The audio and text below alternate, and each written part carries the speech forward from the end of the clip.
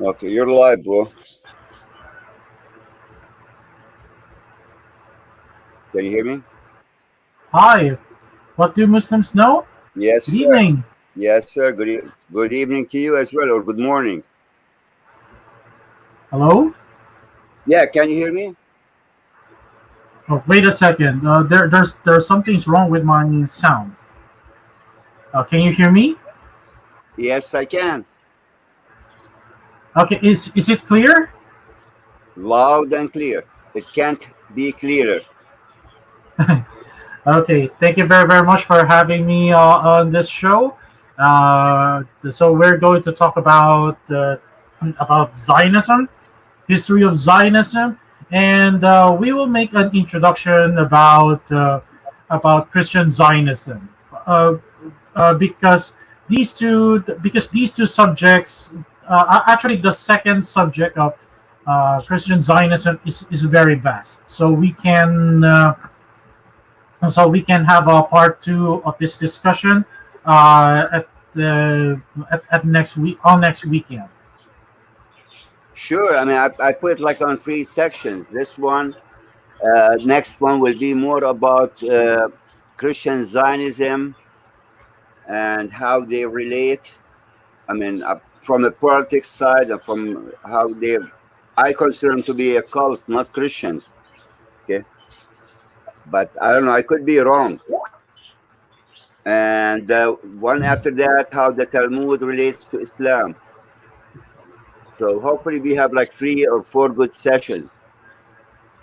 Yes, but actually we can have about the discussion about the Islamic roots from the Talmud, especially the child marriage. But I do really have some proof that Muhammad was indeed influenced by the Talmud.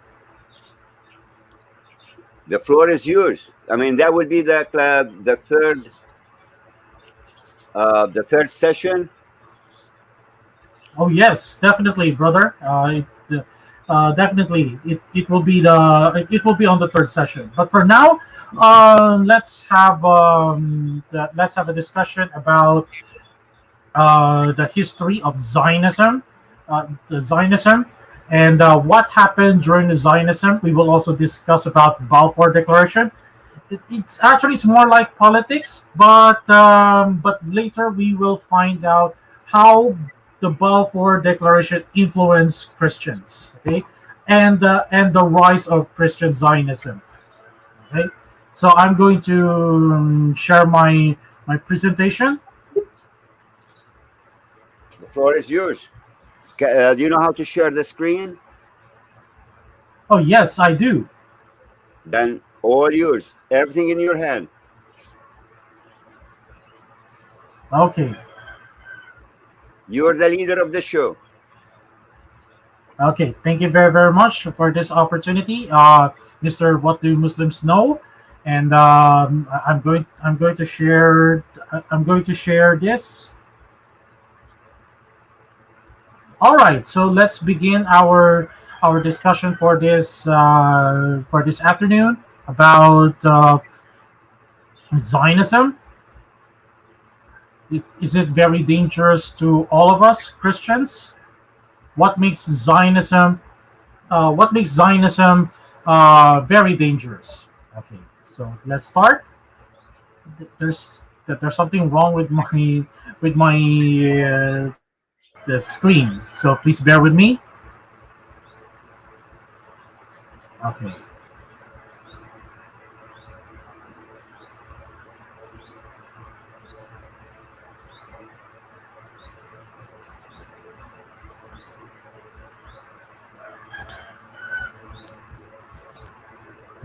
Okay, so let's start with a very introduction of this slide.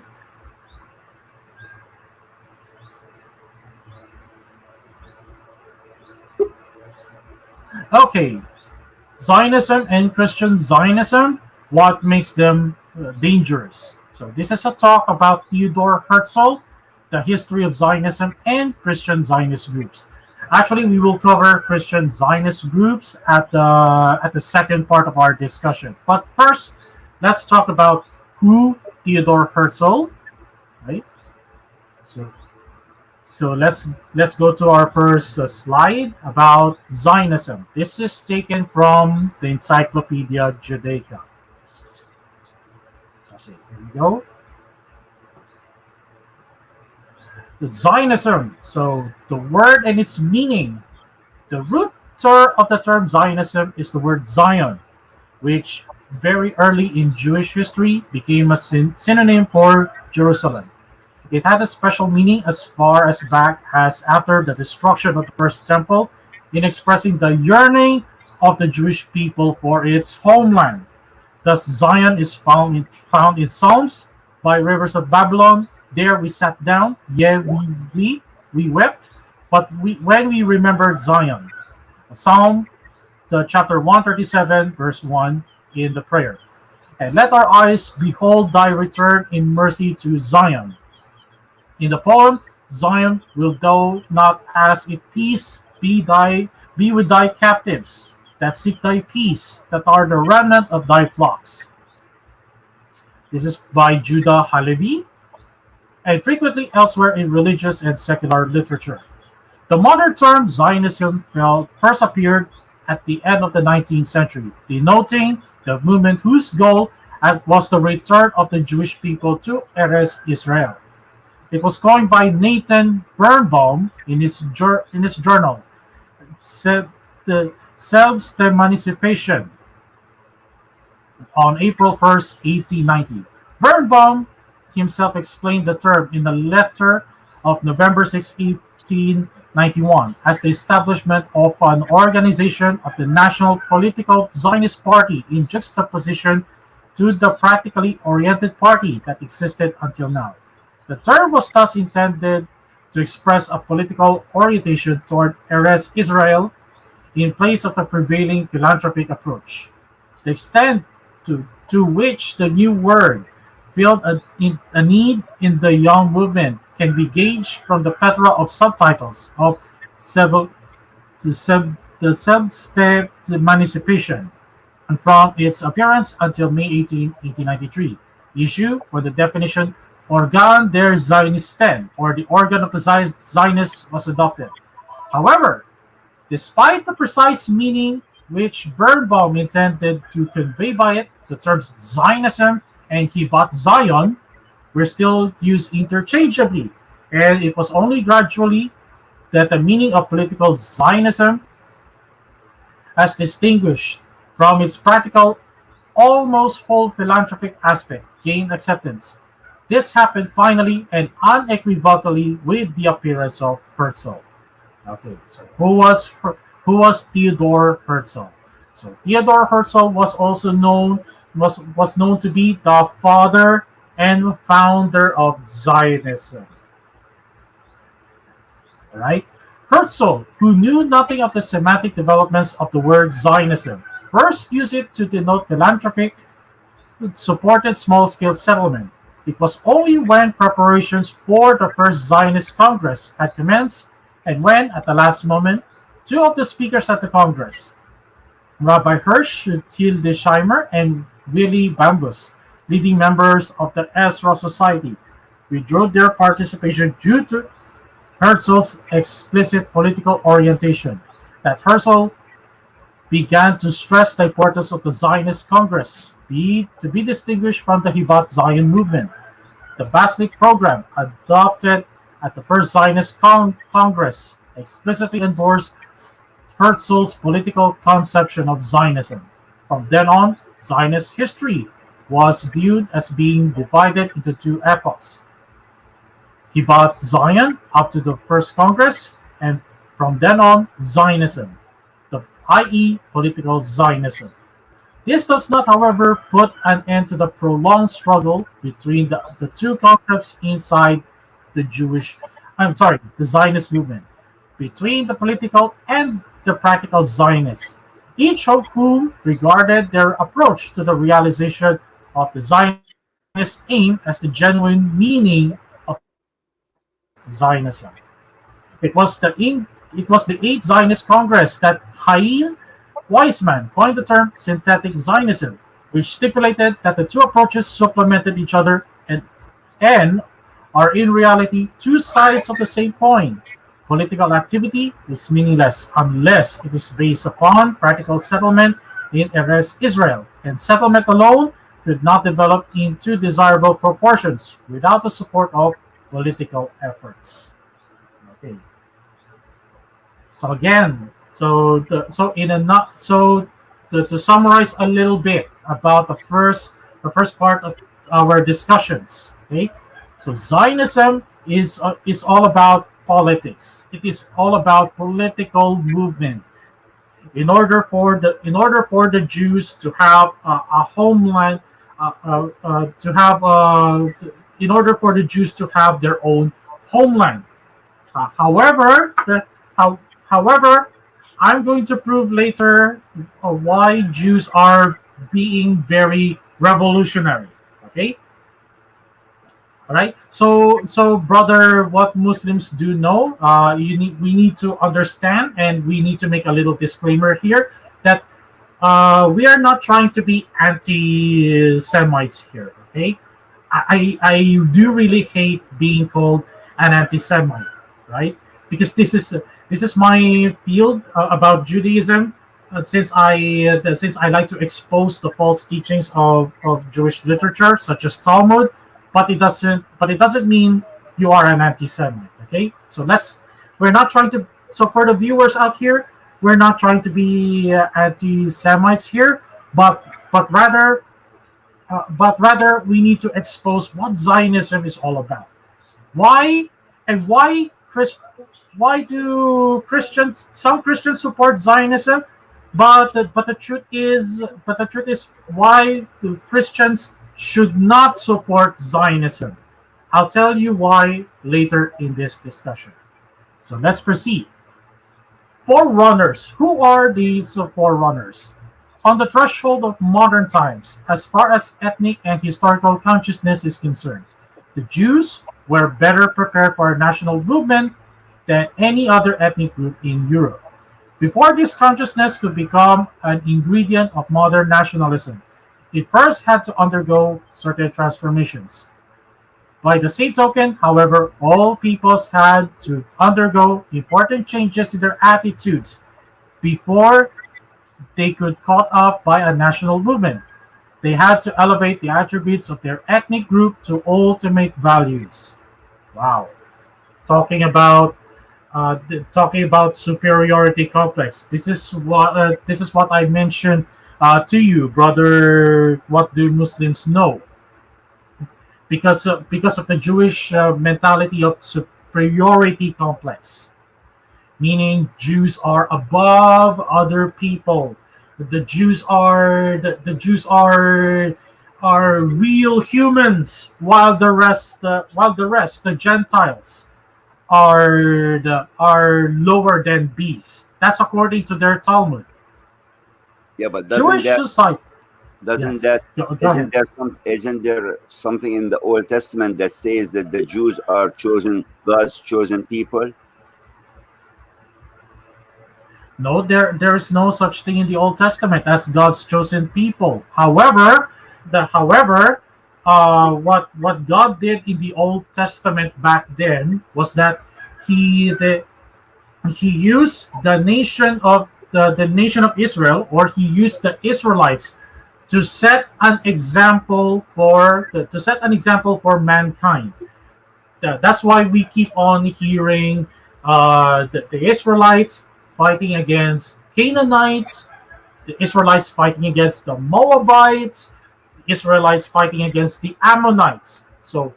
Why does God use these Israelites from the Bible? Because God knew Canaanites, Moabites, Ammonites, Jebusites, because they perform ungodly forms of worship, and even idol worship, and some of these groups even sacrifice their child uh, to idols. That's why, and that's why you need to understand why God wanted them to wanted Israelites to wipe them in the face of the earth. Unlike Muslims say that, oh Yahweh is such a murderous God. But no, Muslims misconstrued that a lot because Canaanites, Moabites, Ammonites, even Amalekites. They are enemies of Israel, but there is a reason for that because they perform ungodly forms of worship, even sacrificing their children to their false gods. All right. Okay. Jewish society achieved its nationalist transformation with the appearance of a modern idea, later called Zionism, which purged, so to speak, Jewish messianic belief of its miraculous eschatological elements and retained only its political, social, and some of its spiritual objectives. Even in this phase of development, however, Zionism leaned heavily on the old messianism and derived from it much of its ideological and even more of its emotional appeal. Yet, all this was accomplished only at the end of the 19th and the beginning of the 20th century. Okay, what does it mean by lean heavily on the old messianism and derive from it much of its ideological and even more of its emotional appeal? Okay, what does that mean? Uh, if you recall Cyrus the Great, I think you know Cyrus the Great, right? What do Muslims Sure, know? sure. We who doesn't? Yes, Okay, we do. okay. Cyrus the Great was able to liberate the Jews from Babylonian captivity. So right there, uh, so right there after the liberation of the Jews from Babylonian captivity. So and eventually Cyrus the Great allowed these Jews to return to their homeland, right? Even though some of the Jews stayed in Persia, okay, stayed in Persia. If you know the story of Esther and Mordecai, they were able to rescue King Ahasuerus and and uncovered the plot of assassination against King Ahasuerus and the genocide of the Jews. Okay, right. So going back to Cyrus the Great. So when Cyrus the Great liberated the Jews from the Babylonian exile, okay, and made them return to their land. So that's how. So that instilled the minds of the Jews back then that there is somebody that there is going to be somebody a political leader, okay, a political leader. Since Cyrus the Great was a king, and we considered him as a political leader, all right. So that instilled to their minds that we need a messiah, we need a political messiah who can uh, who can defeat our enemies and eventually help us return to our own land. We can have a land of our own. So that's what Zionism is also all about. So that's what we mean by Zionism lean heavily on the old messianism. However, we all know that God's point of view of the Messiah is not about being a political king. He will send the Messiah not as a political king, but someone who will free them from the bondage of sin. Okay. Apparently, I don't know if the Jews really disobeyed God's words from the prophecy of Isaiah, or they just ignored. We never know. Okay, but let's continue. Thus, in spite of the fact that Jews preceded other nations in possessing the potentialities of nationalism, the development of the Jewish national movement in its Zionist form lagged behind that of the most of the European nations. The shattering of the traditional existence of European Jewry as separate religious ethnic entities somehow connected with the surrounding state structure, pre-nationalistic society that was followed by a transitional period that partly preceded and partly coincided with that of the forerunners of Zionism.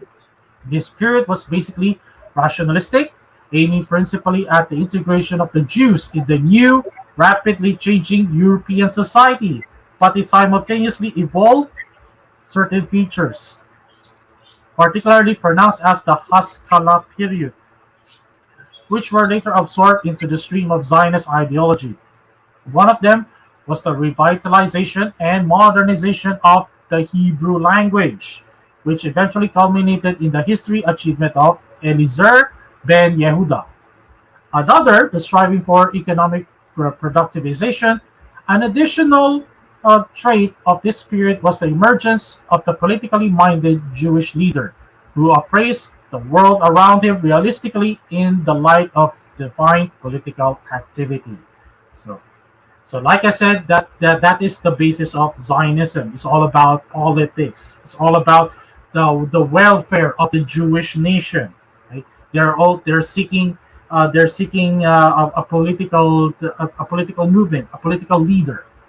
One cannot, however, speak of forerunners of Zionism such as Rabbi Judah Al-Khalai, Rabbis the Zevi Hirsch, Kalisher, Haim, Gorge, Rabbi Elijah, Guttmacher, Good Moses Hess, and others.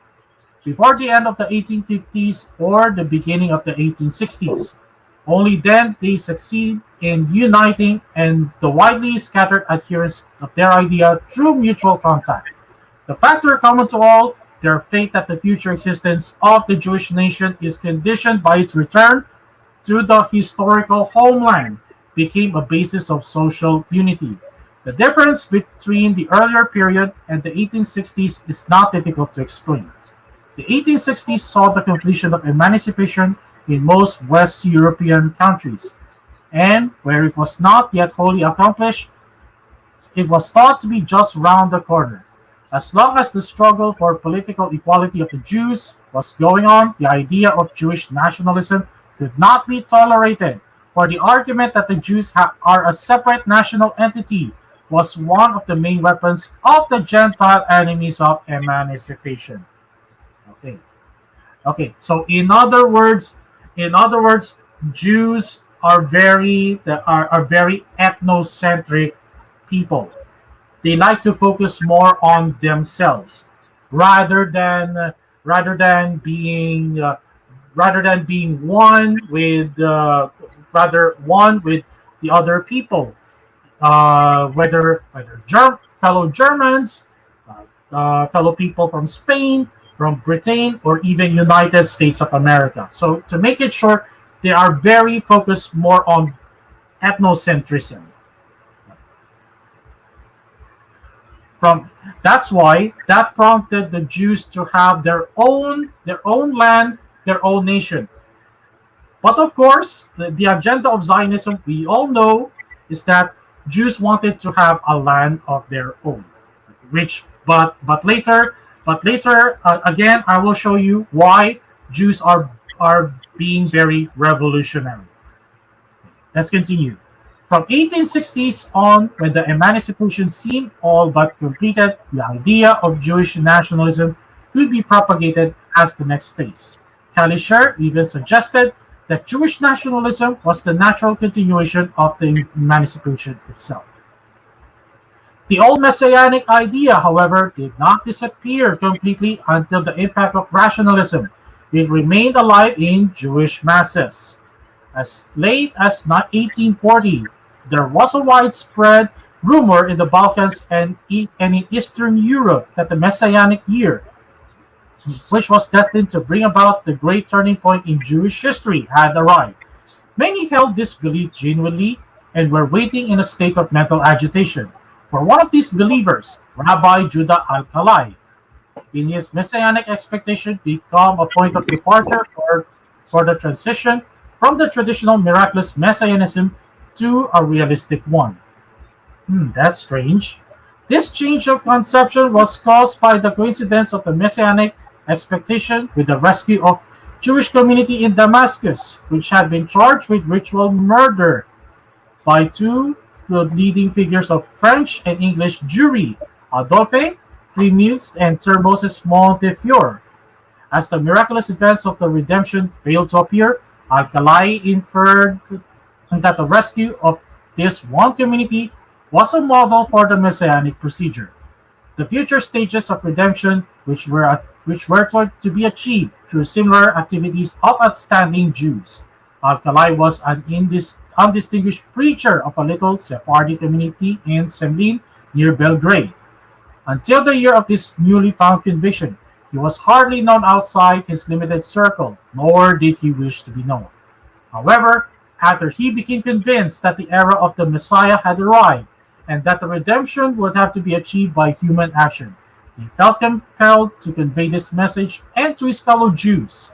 In the remaining 37 years of his life, not only did Alcalai publish numerous pamphlets and articles to spread his ideas, but he traveled on two occasions to Western Europe and later settled in Erez, Israel, in order to convince the Jews and non-Jews of the truth of his mission. Wow. Wow. So he had, wow. So there goes the power of persuasion, right? He tried to induce people to join an organized resettlement of Jewry or some part thereof in their homeland and to equip themselves with the attributes of a modern nation. Although Alcalai began as a preacher imbued with the traditional and especially Kabbalistic sources, he gradually acquired the elements of a modern national conception. He propagated the idea of Jewish national unity through an overall organization of world Jewry, with modernized Hebrew as its common language. Religion would also play its part in the new national life. But as the controversy between Orthodoxy and Reform grew, Alcalai sought a remedy to this in the idea of national unity. Okay. Okay. Later on, we will see why Orthodox and Reform Judaism had a conflict. Okay. Relation to Messianism. According to Jewish Encyclopedia 1904, the belief that the Messiah will collect the scattered hosts is often expressed in Talmudic and Midrashic writings, even though more universalistic tendencies made themselves felt, especially in parts of the apocryphal literature. Among Jewish philosophers, the theory held that the Messiah Ben Yosef, the Messiah Ben Yosef, or Messiah son of Joseph, will gather the children of Israel around him, march to Jerusalem, and there, after overcoming the hostile powers, reestablishing the temple worship, and set up his own dominion. But, like I said earlier, that's not according to God's standards. God's standards of a Messiah will be, yes, he is a king, he is a priest, but he will suffer and die for the sins of all people. Okay. This has remained the doctrine of Orthodox Judaism, as Friedlander expresses it in his Jewish Religion. There are some theologians who assume the Messianic period to be the most perfect state of civilization, but do not believe in the restoration of the kingdom of David, the rebuilding of the temple, or the repossession of Palestine by the Jews. They altogether reject the national hope of the Jews. These theologians either misinterpret or wholly ignore the teachings of the Bible and divine promises made through the men of God. On the other hand, rejected by Reform Judaism. The Reform wing of the synagogue, however, rejects this doctrine, and the Conference of Rabbis that sat in Frankfurt on the Main from July 15 to 28, 1845, decided to eliminate from the ritual the prayers for the return to the land of our forefathers and for the restoration of the Jewish state. The Philadelphia Conference happened from November 3 to 6, 1869, adopted as the first section of its statement of principles of the following. The messianic aim of Israel is not the restoration of the old Jewish state under a descendant of David, involving a second separation from the nations of the earth, but the union of all the children of God in confession of the unity of God, so as to realize the unity of all rational creatures and their call to moral sanctification. This was reaffirmed at the Pittsburgh Conference, happened on November 16 to 18, 1885, in the following words: We consider ourselves no longer a nation, but a religious community, and we therefore expect neither a return to Palestine nor a sacrificial worship under the sons of Aaron, nor the restoration of any laws concerning a Jewish state. Wow, there was there was there really was an internal conflict, isn't it? There really was an internal conflict between Orthodox and Reformed Judaism. Okay, now how does, or exactly what does Zionism stands for when it comes to nation? I mean, a country. What is their main goal? Well, the main goal of Zionism is all about it's all about the Jews having a home, having their own homeland. They will reclaim Jerusalem, or they will reclaim Palestine. That's the entire goal of Zionism. And However, the yes, and by that, what does that mean? No Christians, nobody else. yes, yes. In other words, being an apartheid nation. Zionism is all about Jews having an apartheid nation, separated from the rest, from the rest of the non-Jews.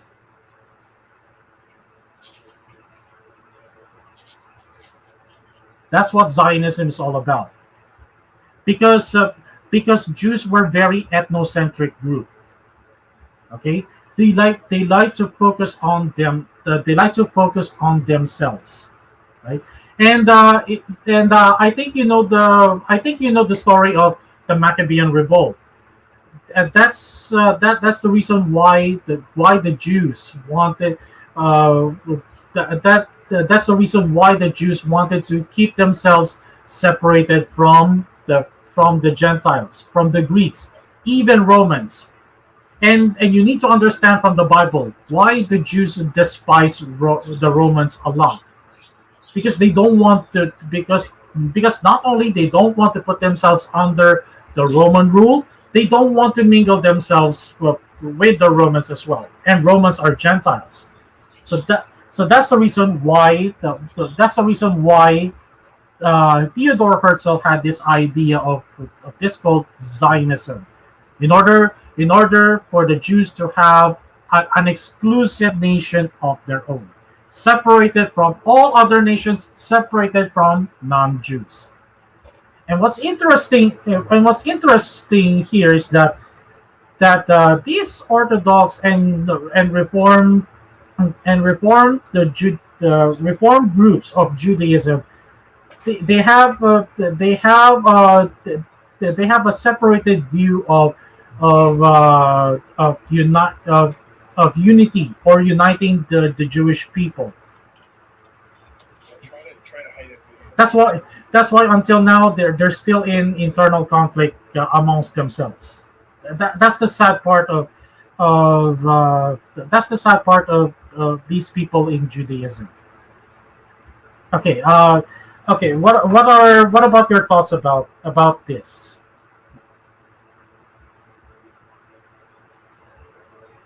Well, that strictly tells me that they are anti-Christianity.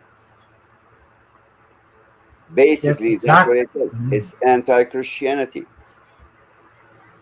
Mm. Uh, yes, indeed. Yes, indeed. Because the reason why it's also anti-Christian. The reason why it's anti-Christian is because because they did not recognize their Messiah, who was Jesus, and also I will explain later why Jews are very revolutionary. In other words, and they were also influenced by the Talmud. Okay, let's get into that. Okay. Okay, in the Talmudic times, according to Jewish Encyclopedia, historically, the hope of restoration of a renewed national existence and the return to Palestine has existed among the Jewish people from olden times. After the first exile, the Jews in Babylon looked forward continually to the reestablishment of their ancient kingdom. Again, this goes back to the idea of old messianism. After the first exile, the Jews in Babylonia looked forward continually to the re-establishment of their ancient kingdom. However, much the Jews spread from land to land, and however wide the dispersion and the and consequent diaspora became, this hope continued to burn brightly, and from time to time, the attempts were made to realize it. The destruction of the temple by Titus and Vespasian in 70 CE was perhaps the most powerful factor in driving the Jews east, south, and west. Nevertheless, in a short time, the hope of restoration was kindled anew. The risings under Akiba and Bar Kokhba soon followed, and the Jews drenched the soil of Palestine with their blood in the vain attempt to regain their national freedom against the heavy hand of the Roman power. Okay, so who was Bar Kokhba here? So Bar Kokhba was used to be was used to be called the Messiah. Okay, why? Because Bar Kokhba led a revolution against the Romans. But later the Jews eventually rejected Bar Kokhba as their Messiah because he was eventually killed. Okay? He was eventually killed, and apparently did not rise again from the dead. That's why. Despite these checks, yes, Bar, and Bar, and just like Sir William Wallace, Bar Kokhba's body was actually quartered by the Romans in order to impose the authority of the Romans to the Jews. That okay, this is your leader, Bar Kokhba. Don't mess with us. Okay, if you're going to go against us, we will do the same thing. We will do the same fate, just like what happened to Bar Kokhba. Yeah, and many followed Bar Kokhba, and many believed that Bar Kokhba was the Messiah. But eventually, after Bar Kokhba was captured and killed by the Romans, later the Jews later doubted that Bar Kokhba was the Messiah. Despite these checks, the idea of the restoration persisted and became a matter of dogmatic belief. As such, it finds expression in Jewish literature, both prose and poetic. The Talmudic writings as a whole, while making a suitable provision for the actual circumstances under which the Jews live, are based upon the idea that sometime the ancient order of things will be reestablished, and the old laws and customs come again into vogue. These hopes found the expression in numerous prayers which from time to time were inserted in the ritual. Various calculations were made as to when this time would arrive in the 8th century. And in the 11th century, the 11th century, this is found but in Zun's Erlo Sung Jare. I don't know how to pronounce it.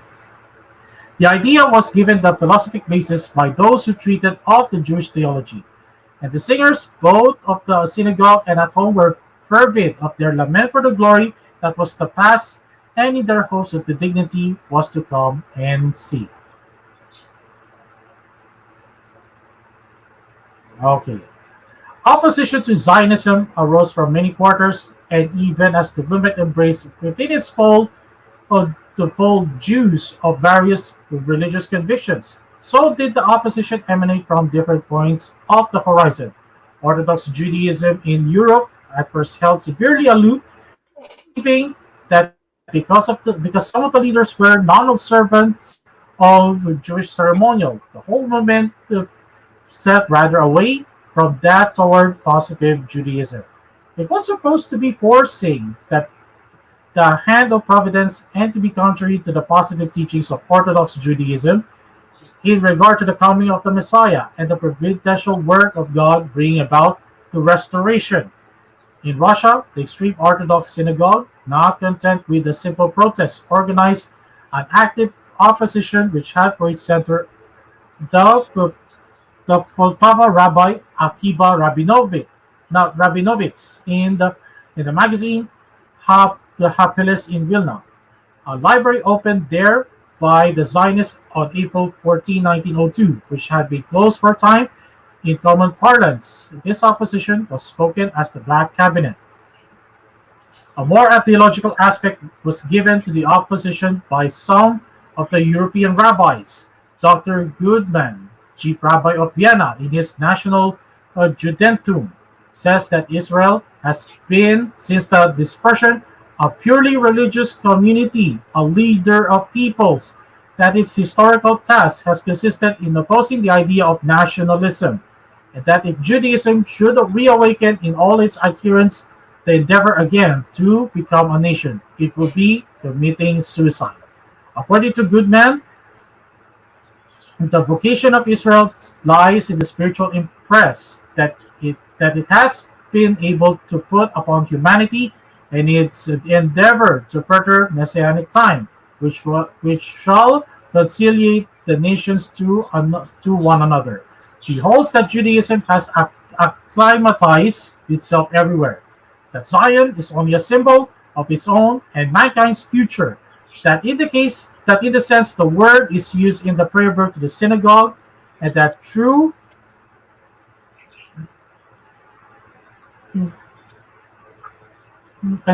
Zionism cannot be separated from the future humanity. In a similar spirit, K. Kohler formulates his opposition to Zionism. He does not call himself as anti-Zionist, but believes in a positive way Judaism has another future before it.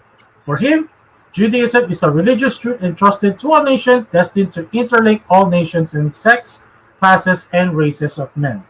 So in other words, so in other words, uh, so in other words, Zionism has its own agenda as well, to make people under the control of Judaism.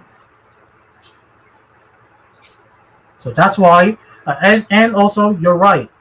Judaism is indeed an anti-Christian nowadays because people are following the Talmud, and actually and what we also found out here earlier that that the Zionism is also based from the Talmud, and the Talmud is also anti-Christian as well, because the Talmud also teaches that the Christ was sentenced hell boiling in a boiling hot excrement. Okay. But let's have that in a separate discussion. Okay, its duty to be a cosmopolitan factor of humanity, basing upon the biblical passage, "Ye shall be unto me a kingdom of priests and a holy nation."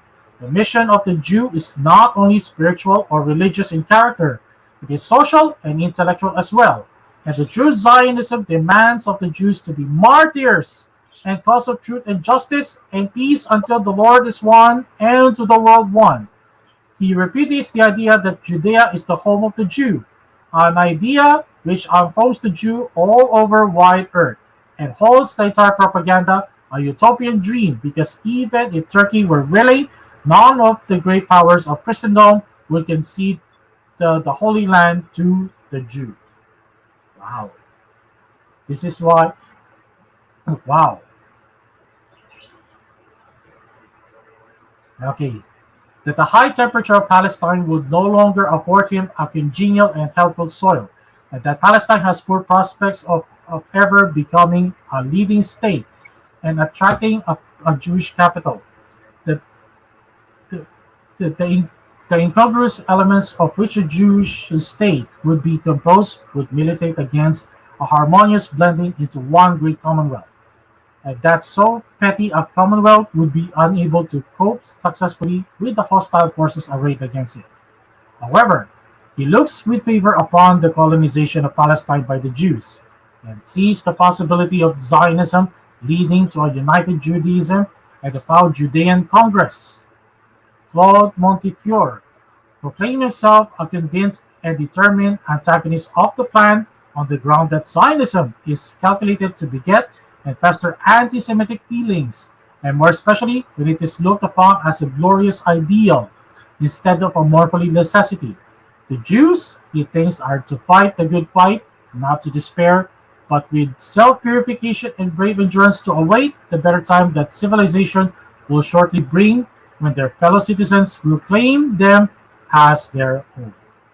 In other words, in other words, Zionism gives every Jew the power to conquer every nation, to subdue Gentiles under the power of the Jewish people.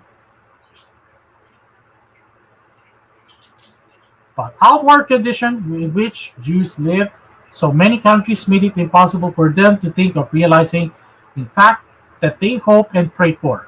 The supernatural accessories which theology had clothed the idea of restoration also palsied any effort that might have been made. The deity was supposed to lead the way, and the head of man remained inert. From time to time, it is true, individual Jews or bands of the Jews journeyed to Palestine, there either to lay their bones in sacred soil or to await the coming of the Messiah. Only fitfully and and at periods far distant from one another was any attempt made to anticipate providence and to venture such a restoration on a practical basis. And even in such cases, it was not always Palestine that was selected for the first attempt, because of the practical difficulties which were known to inhere in any such a scheme. An attempt of this kind was that was that of Joseph Nassi in the middle of 16th century, both in his endeavor to gain from the Republic of Venice an island to which Portuguese Jews might emigrate, and in his proclamation of the Jews of the Roman campaign, asking them to emigrate to Palestine. So that's what Zionism is all about. So, so Zionism is not just about having a land dedicated only for the Jewish people, but also to make non-Jews recognize and submit themselves to recognition of the recognition of the Jewish state. So that's how we see through these sources, such as Jewish Encyclopedia and Encyclopedia Judaica. Any questions, brother? I'm good. I know. I mean, basically, I kind of know all this, but I don't know how to explain it. So you're doing great. David Y asked me if we can have questions and answers later. So it's up to you. Okay, thank you very, very much. Okay, let's continue with our Balfour Declaration. Well, actually, Balfour Declaration played a significant role in Zionism. So, Balfour Declaration, an official statement which Arthur James Balfour, a British Foreign Secretary, addressed to Lionel Walter Rothschild on November 2, 1917, and later we will know the Rothschilds played a role in this in this participation of Zionism, right? I think you know I know. I'm assuming that you are aware about Rothschilds. Am I correct, Mr. What do Muslims know? Repeat that. Are you aware of the Rothschilds? I think you. I'm assuming that you know about the Rothschilds, right? Unfortunately, no. Okay. Just to give you a little background, Rothschilds. This is one of the richest families in the world. Actually, they're not just the richest family in the world. They are one of the most influential families in the world. And and according to the history of the Rothschilds, they were able to establish five different banking companies in Europe. One of them was Germany, Austria, France, London, and I forgot. I forgot the fifth one. Okay, but for sure, they were able to establish five banking companies, and these were owned by the sons of Am Meyer Rothschild. Yeah, by the five sons of Rothschild. Anyway, it conveyed the declaration of sympathy with Jewish Zionist aspirations. The British government viewed with favor the establishment in Palestine of a national home for the Jewish people. The declaration was a deliberate act of the British cabinet and part of its general foreign policy. It was a national policy in the sense that it represented the views of the three British political parties. It had acquired international status since the principal allies, Russia, France, Italy, and the United States, had given it their prior approval. It was subsequently endorsed by the League of Nations and incorporated into the mandate. The Balfour Declaration recognized the collective right of world Jewry to Palestine, and the Jewish people became an entity in the context of international law. Recognition of Zionism was in line with the principle of self-determination and with struggle of small nationalities for freedom and independence. There were many hands, both Jewish and non-Jewish, which shaped the policy which led to the declaration, but it was Chaim Weizmann who emerged as the central figure in the struggle. His scientific achievements early in the war enabled him to render important services to British government, which brought him to the notice of David Lloyd George, Minister of Munitions. The latter's personal admiration for Weizmann proved invaluable to the cause of Zionism when Lloyd George was serving as Prime Minister. Weizmann had met Arthur James Balfour for the first time in Manchester in 1905. British statesmen, public men, and officials listened readily to Weizmann because he was able to show that he could influence Jewish opinion and that Zionism was advantageous to Britain. C.P. Scott, the celebrated editor of Manchester Guardian, was one of the leading public men whom Weizmann converted to Zionism. Wow, Zionist! I never thought of Zionism as a religious movement. But I remember one video from Brother Nathaniel Kapner. He was interviewed by John Collins Piper. Unfortunately, that video was taken down from YouTube because because many Jews got offended by that interview, and it's very true. Zionism was part and parcel of Judaism indeed. I'll give you a link later after our discussion, and you'll understand why. Okay. It was Scott who cemented Weizmann's relationship with Lloyd George and introduced him to Herbert Samuel, then president of the local government board at the time, the only Jewish member of the cabinet. Like Weizmann, Samuel realized that Turkey's entry into the war on November 5th, 1914 opened up great possibilities. He went further that Weizmann and envisaged that the probable disintegration of the Ottoman Empire, the foundation of a Jewish state in Palestine, could be laid. He confided his views first to Sir Edward Grey, the foreign minister, and found him favorably disposed towards the idea. Lord George was also keen to see the establishment of the Jewish state in Palestine. His interests predated Grace. However, several weeks later, Samuel concluded, since the number of Jews in Palestine did not exceed one-sixth of the total population, time was not right for the establishment of an independent and autonomous Jewish state. Now that's the reason why there were so much delays in establishing the Jewish state.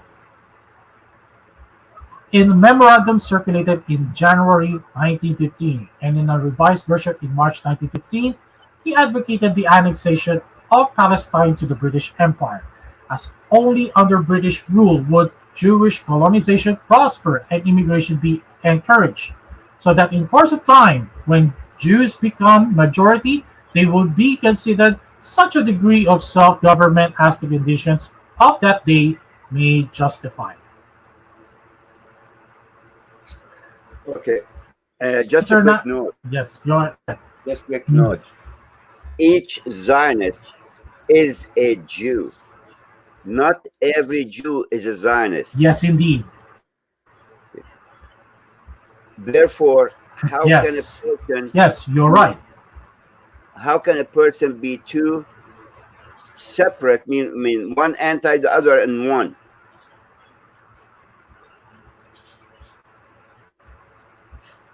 How can a person How can be a person can be for anti-Zion? exactly? How can a person be for and anti at the same time? Okay, good question, and the answer is that just like the discussions we had earlier, because there are some because there are some rabbis from the Orthodox Judaism and Reform Judaism. They are against this so-called Zionism by having a Jews by letting the Jews having a land of their own, because the Orthodox, but again, the Orthodox position is that the Jews are once again be gathered together by the coming Messiah, and the other the reform group the reform group of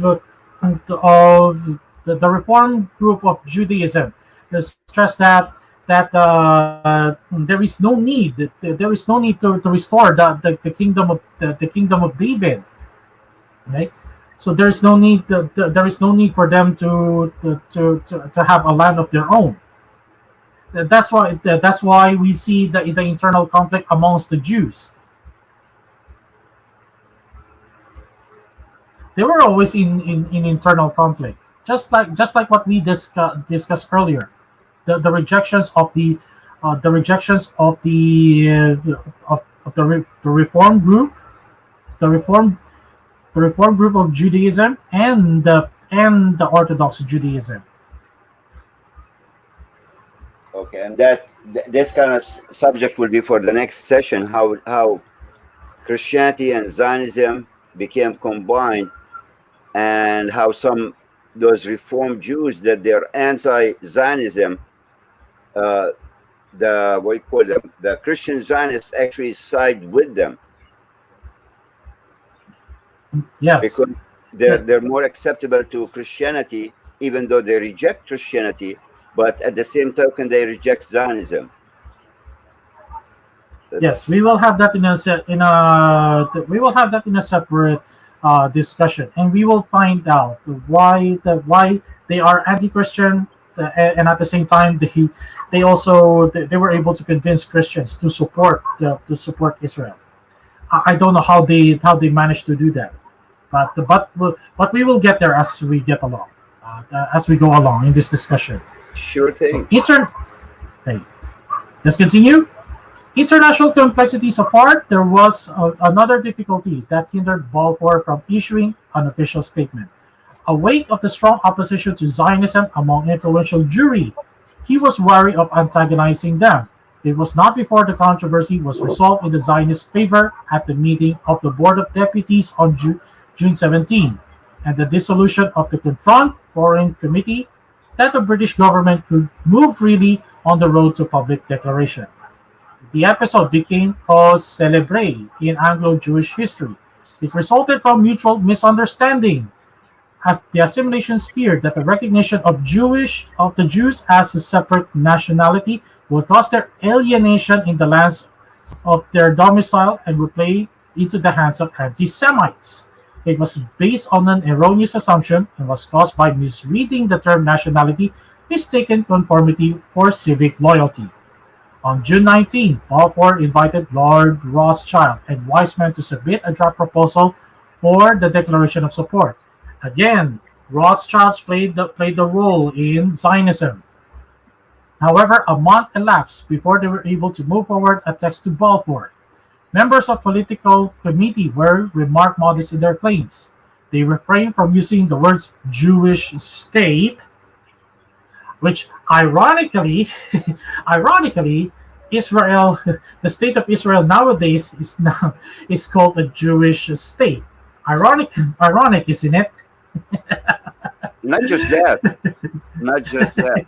I mean, in order to become an Israeli citizen, if you're not living there already, if you're coming from abroad and you need to become an Israeli citizen, one of the conditions, you do have to recognize the state of Israel being a Jewish state.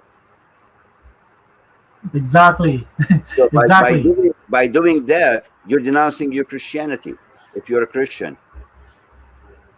Yes, that's true. Okay. So they refrained from using the words Jewish state, on which radical members like Harry Sucher insisted and hit upon the more moderate Jewish national home. It originated in the Heimstatte of the Basel program, to which in November 1916, Sokolov prefixed the word national. It was this word that infuriated leading British Jews so much. The term home or even state would have been less objectionable, since such an entity would in no way have interfered with the loyalty of Jews outside Palestine. After the dissolution of the Confront Foreign Committee, the attack was led by Edwin Montagu, a leading Jewish anti-Zionist who was the Secretary of State for India. Again, it's very confusing sometimes. How can some of the Jews become Zionists and anti-Zionists? The Zionist draft proposal filled with horror. His memorandum, The Anti-Semitism of the Present Government, published on August 23, 1917, was the first in his campaign to suppress the proposed declaration. None of his memoranda convinced the cabinet. Ronald McNeill, subsequently Under-Secretary of State for Foreign Affairs, dismissed his views as an unrepresentative and erroneous. However, in order to still his opposition and speed up the publication of the declaration, Leopold Amery, member of the War Cabinet Secretariat, inserted on October 3, 1917, two provisos.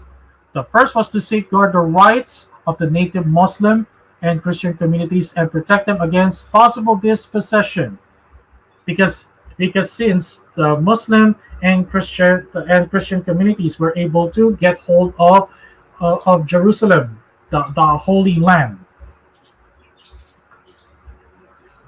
The word "in" the national home was to be established in Palestine was the operative word intended to ensure against the imposition of Jewish domination on other inhabitants of Palestine. The purpose of the second proviso was to dispel the misconception that Jews, qua Jews, irrespective of their convictions and place of domicile, belong to Palestine, because Jerusalem was located in Palestine, and owed allegiance to the national home. The provisos, however, as Amory recorded, gave away nothing that was not self-evident and were not meant to impair the substance of the proposed declaration. Okay, so this is the Balfour Declaration.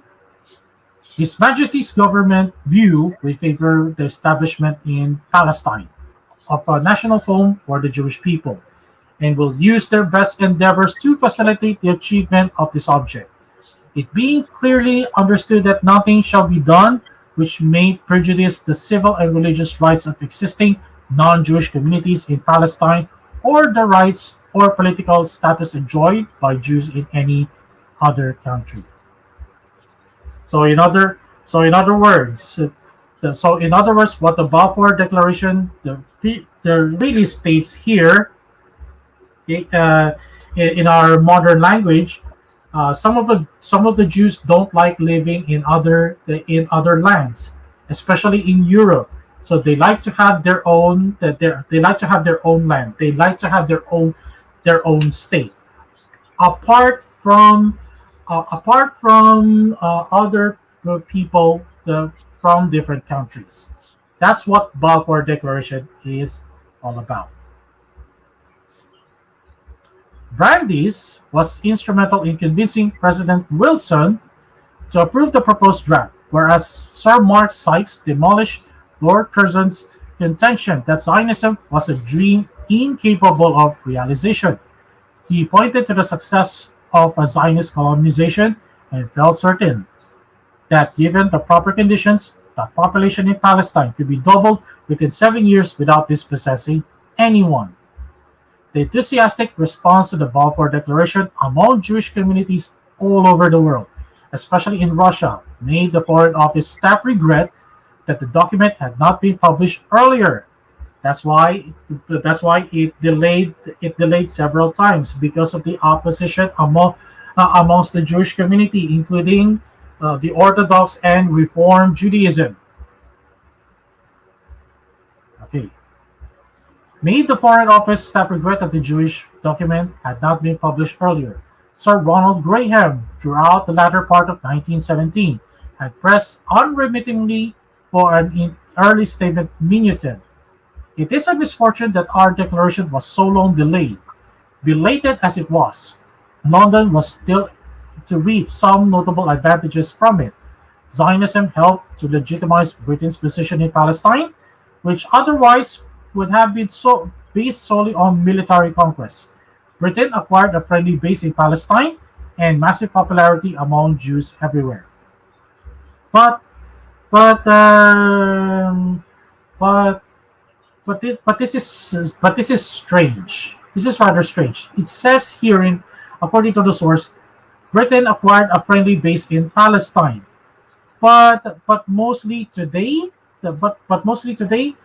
it's more like United States acquired a friendly base in Palestine.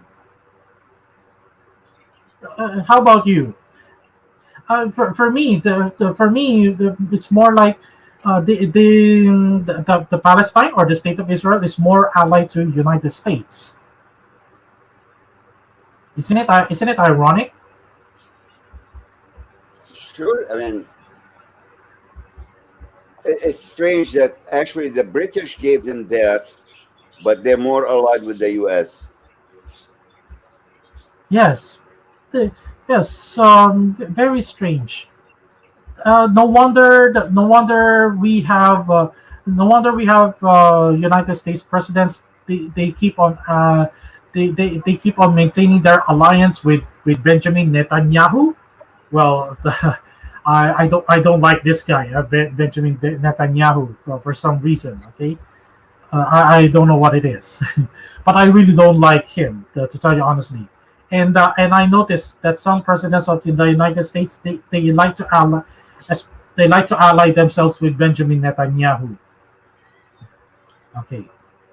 So any questions so far about Balfour Declaration? My understanding of the Balfour Declaration was a promise for the Jews for a homeland, but it was not specifically decided where. They were given two choices. One, I think, in South Africa, somewhere in South Africa, and the Mm, other location was Palestine. They choose Palestine because to them it's biblical. yes, and that's because Jerusalem is based in Palestine, and they wanted to reclaim Jerusalem. That's the real reason why they chose Jerusalem. And also another reason for the Jews, if I'm not mistaken, they wanted to build the third temple in Jerusalem, but later there is nowhere in the Bible that says that the third temple will be rebuilt, as as the rabbis as the rabbis wanted to have the third temple be rebuilt. But no, there's nowhere in the Bible that says that. Okay, there's nowhere in the Bible that says that. I disagree with the rabbis, because but now we already have the temple. It's the church. We are the church. We are the building blocks of Christ's church, because In we reality, believe in Christ. in reality, Yes, we are the Jews of today. We are the inward Jews, who is the land promised to, yes, exactly. and the But church. not in a literal but not in a literal way, in a literal promised land. Okay, it is something. It is a spiritual land. Okay, it's more of a spiritual land, because Yes, we. Uh, okay, yes. go ahead. Please share your own opinions, In brother. other words, the church is the body of Christ. He is the new Israel. We are Yes. the Jews who are followed him inward. In other words, we are Jews inwardly. We are the ones who followed him. We are the ones who accepted him. So we are the Jews of today, and Jesus is the church is the new Jerusalem. If I'm putting it Mhm. correctly, I mean my understanding is correct, but the way I'm putting it might be not correct. Well, actually, our New Jerusalem is in heaven. Okay? There are two. According to the Bible, there are two Jerusalems. One is the earthly Jerusalem, which the Jews wanted to acquire, and the heavenly Jerusalem. Right? That's where us as Christians, because since we are the spiritual Jews, so we have a uh, spiritual Jerusalem, the Jerusalem which is above, which supersedes the Jerusalem in Palestine. All right. We won't. But I do agree. I do agree. But I do agree. We really are the spiritual Jews. Romans chapter 28. I'm sorry. Romans chapter 2 verses 28 and 29. And but of course, as spiritual Jews, we are no longer bound by the Old Testament laws. We are bound by Christ's laws. We don't need to do we don't need to do on Sabbath. But of course we worship. But of course we worship and we listen to the Word of God every Sunday. Okay, because we are now in the new covenant. We are no longer in the old covenant. All right, let's have Christian response to Zionism. Okay, this is the part where it gets interesting. On the other hand, the attitude of the Christian world toward Zionism has been in nearly every case one of cordial attention, in some quarters even one of active furtherance. While those of the more important daily papers that were in Jewish hands either accorded the movement scanty attention or were absolutely silent, of which Herzl was feuilleton editor, never mentioned the word Zionism as long as Herzl lived. The other great dailies of the world freely opened their columns to news of the movement, as did also the great monthlies and quarterlies in English, in England and the United States. Okay. In October 1890, yes, If in you don't mind, October 8. if you don't Okay, mind me go ahead. cutting you off for a second, because Brother David Roy, I heard Yes. Israelites today is not real Israelites, but rather has been mixed and etc. Is that true? Well, the Israelites are different from what are called Jews. Now, as a Christian, I can speak from Christianity as a Christian. I'm not a Jew. If a Jew wants to define himself in a certain way, God bless him. I don't have no objection to the way they define themselves. The way I look at it is completely different. First of all, the term Jew does not exist in any Hebrew book, not in Arabic book. Why I said Arabic? Because Hebrew comes from Aramaic. Aramaic is the mother language of that area, which came from it Hebrew and came from it the Arabic language. In all Hebrew books, the term is Yahudim or Yehudi, which refers to Yehuda, which he was one of the sons of Jacob, known as Israel. So if you are from his bloodline, you are referred to as Yehudi because you're from his bloodline. Or if you were from the tribe of Yehuda, or if you come from the region Yehuda. So how can a Jew translate to Yehudi, which is referred to a man? Okay. It doesn't refer to ethnicity or a bloodline as far as ethnic bloodline. Now, Yehudim or Jews supposed to be following Judah. Israelites, the ones that came with Israel, Jacob. So are they Jews or are they not? If you're going to consider the Israelite Jews, then you're wrong because Jews came after Jacob. Jews is referred to Judah, not to Israel, not to Moses. The Israelites of today, you have many people claim to be Israelites, unless if they can physically prove they are Israelites from the line of Jacob. Okay. I mean, other than that, they can claim anything. The same thing with the Jews of today. Anybody who converts to Judaism is considered to be a Jew. So who is the Jew? Is it ethnicity? Is it a bloodline, ethnic background? Or is it a religion? And if you want to talk about that, if you're going to trace the bloodline of Yehuda, which goes back to Jacob, which goes back to Abraham, Abraham was not a Jew. Abraham wasn't ethnically Jew. Bloodline is not a Jew. Has nothing to do with Israelites. Has nothing to do with those terms. Abraham comes from the northern part of Iraq. Abraham was Chaldean. So your nationality can change, but your bloodline does not change. If you're, for example, from India, you're married, you came to the United States. You have kids. Your kids are American citizens by nationality, but their bloodline does not change. Their bloodline always will go back to India. So how do they get, I mean, why so Christians come and say Jews? Their ethnically background. Atheist Jew. What is an atheist Jew? Can I say an atheist Christian?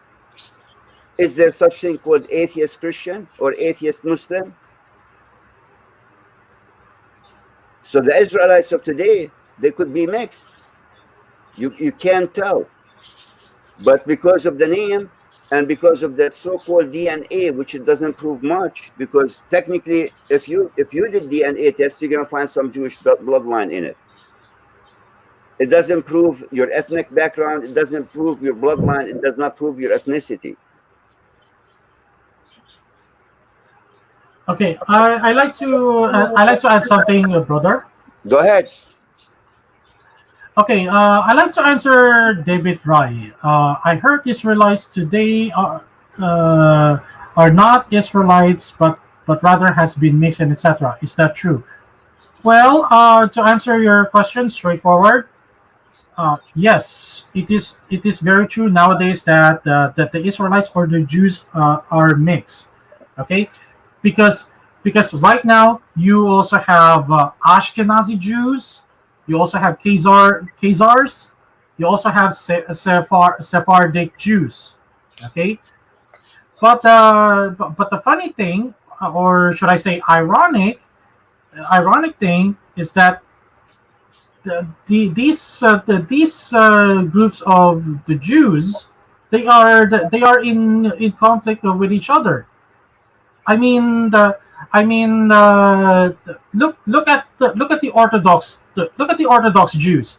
Why do they keep on? Why do they keep on having an internal conflict with the Hasids? With the Hasids, and some of the Hasidic Jews are Ashkenazis.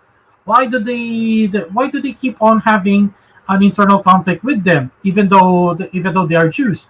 Because because Ashkenaz are actually Gentiles, yet they converted themselves to Judaism.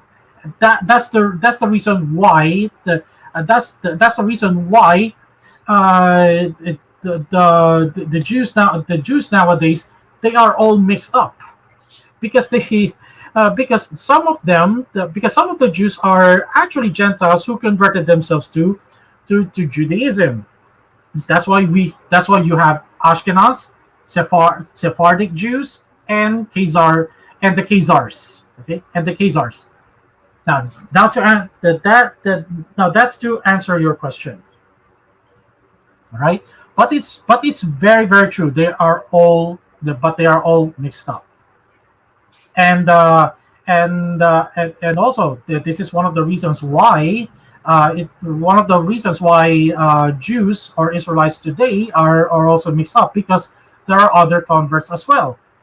I and I if you know about Sammy Davis Jr.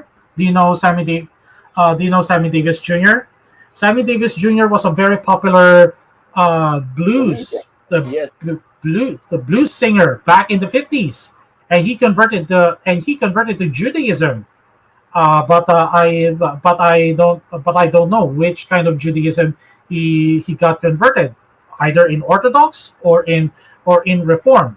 But I do know for sure that he converted to Judaism. That's why the that's why the, uh, that's why back in those days the Jews entertained, quote unquote, supposedly black or African American converts to Judaism. But here's the sad part. But here's the sad part. Did you know that Sammy Davis Jr. was actually mocked by the rabbis and also other Jews behind his back because he was black? But don't worry, we'll make a separate case for that about Sammy Davis Jr. He was definitely mocked. He was Forget, definitely mocked by the rabbis. yeah, but Okay, we will discuss that. forget Sammy Davis Jr.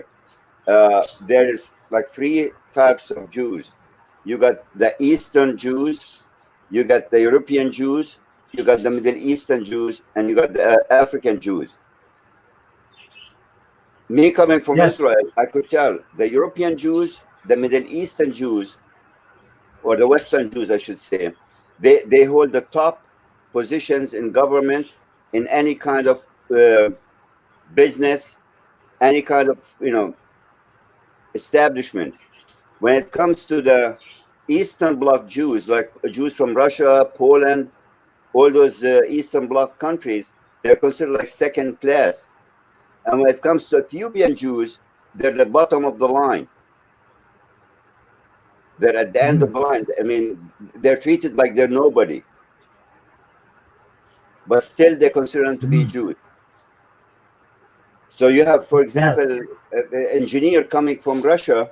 Because he's from Russia, he's not given the chance to practice his profession as an engineer. You find him end up collecting garbage or doorkeeper or something of that nature. And So also, when it comes to go Sammy ahead. Davis Jr., I mean, what do you expect him to be? The president of the state? He's not going to fit the criteria. He's not from the Middle East, and he's not Western Jew. So he'd be bottom of the line. Yes, because he was black. That's why. And have you also noticed that every time you speak, here's a very good example. In America, every time you speak about the false Jewish doctrine from the Talmud, especially exposing the Talmud of the Jews. Did you know that you will be Did you know that you will be labeled as anti-Semite in United States of America? You will be reported by the ACLU or the ADL, the Anti Defamation League. What do these agencies, ACLU and ADL, have in common? These are both controlled by the Jews, and Abraham, and in the ADL, Abraham Foxman was the chairman of the Anti Defamation League. So if there is an anti-Jewish remark, or there's an anti-Semitic remark, it will come to the attention of Abraham Foxman, who was actually a Jew. That's why brother do what do Muslims know was right. There are some Jews who hold positions in the government, especially government agencies such as ADL, the Anti Defamation League. Have you ever wondered? Anyway, so let's continue. Let's continue, brother. Go If you ahead. don't mind. Go ahead. Okay.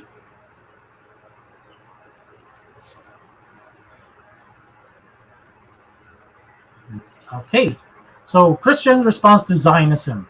So in October 1897, the London Daily Chronicle and the Pall Mall Gazette publicly accepted the Zionist programs and advocated the calling of a general European Congress. Many Christians, it is true, were led to such a course by religious hopes of a messianic return of the Jews to Palestine and their possible conversion there. Although the German Allgemeine Missionskonferenz declared that Zionism will not hasten the conversion of Israel, but rather delay it. Others, however, had a sincere desire to advance this attempt at Jewish self-help. In addition to those mentioned above, who had been actively engaged in one project or another, there are a large number who, by their voice and otherwise, have encouraged Zionism. As early as 1885, Professor K. Fuhrer of Zurich University spurred on the Russian Jewish students to work for the colonization of Palestine by the Jews. And in 1904, Secretary John Hay of the United States declared in an interview that Zionism was, in his opinion, quite consistent with American patriotism. The Grand Duke of Baden, on August 4, 1899, uttered these words to Dr. A. Berliner: "The movement is an important one and deserves vigorous assistance." The Preraphaelite painter Holman Hunt was one of the first to greet Herzl's proposal in London with friendly assistance. He has done the same to Israel Zangwill and the Territorialists. The Reverend W. H. Heckler of Vienna has been a constant attendant at the congresses and has been of actual assistance in other directions. Professor F. Hemmen of Basel, the author of Das of Waschen der Jüdischen Nation, also deserves mention, as he sees in Zionism a conciliatory force bringing the Jews and Christians nearer to each other. Now that's no, now that's why. Now that's why we do also. Now that's why we do have Christian Zionism, because there are some Christians who actually supported Zionism. Okay. However, there was one Catholic Pope who actually opposed to Zionism. One of them was Pius X. Okay, who was Pius X? He is the Pope from 1903, friendly to individual Jews and ready to acknowledge their philanthropic activities. He was, however, disdainful of Judaism and the Jewish people. Why? Because he knew the Talmudic teaching of the Jews. On one occasion, while serving as Bishop of Mantua, he prohibited the celebration of a solemn mass in honor of the king's birthday because the mayor had attended a prayer service in the synagogue on that day. The Pope reacted bitterly to a festive address by Ernesto Nathan, mayor of Rome, on September 20, 1910, delivered on the occasion of the 40th anniversary of the occupation of Rome by Italian troops, and asked Catholics to pray for the church, which was being attacked with impunity by its enemies. On January 25, 1904, he received Theodor Herzl in private audience, only to inform him that he could not support the aspirations of Zionism, despite Herzl's express statement that Jerusalem, because of its holy places, would be extraterritorial. The Pope declared, "The Jews have not recognized our Lord, therefore we cannot recognize the Jewish people," and settlement of Eretz Israel by the Jews, he felt, would make it incumbent upon him to intensify missionary activities among them. "If you come to Palestine and settle your people there, we shall have churches and priests ready to baptize all of you." Again, for what reason? Because since the Jews did not recognize their Jewish Messiah, who is our Lord Jesus Christ, therefore he will not acknowledge the Jewish nation of Palestine, or the Jewish nation of Israel. And uh, and I, for one, as a Catholic, I agree with Pius X. Okay. Any questions, brother? I'm good. What do Muslims know? I'm good. Okay. Unless if some of the guys have questions. Is CP a Zionist? I don't know. You have to ask him. He never professes to be a Christian Zionist. So I don't know. I can't answer for that. But I can tell you this. I say it loud and clear. I don't hide. I don't run. I'm here to confront anybody who's going to tell me I'm wrong. Chris Close is a Christian Zionist. The guy who comes in the room with the name Nur al-Masih, okay, he is a Christian Zionist if he's not a Jew to begin with, Moroccan Jew. I say that loud and clear. I don't take it back. And if they have a problem with it, they can confront me. Yes, and we also have proof that Christian Zionism is not biblical. It's not biblical. Actually, Christian Zionism. It's more like a cult, like Jehovah's Witness or Mormons. Yes, and even the John Hagee Ministries. That's also a cult. It's also a Christian Zionist group, but we also have an evidence about Christian Zionism. It's not just about Christians supporting the state of Israel because of the Balfour Declaration, which I will show here in the presentation in a moment. But also here's another reason for Christian Zionism, because of the Scofield Bible. We will have that discussed next Saturday. Okay. We will. Yes. Okay, let's continue. And okay, here's one of the reasons why the rise of Christian Zionism. Okay, this is going to be an introduction to Christian Zionism, but we will talk more about this Christian Zionism later. Next Saturday. Sorry to cut you off, bro. Daniel Valencia. Establishment of Israel is biblical. Yes, I agree with that.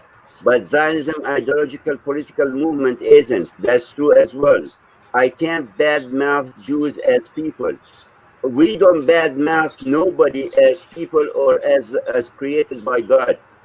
I mean, that's me personally. I do not badmouth people because they are God's creation. I badmouth their behavior. I badmouth their action. I badmouth what they say, what they speak of, not them as human beings or as people. I don't have anything against Jews, even though I know they're antichrist, but I don't have anything against them as human beings.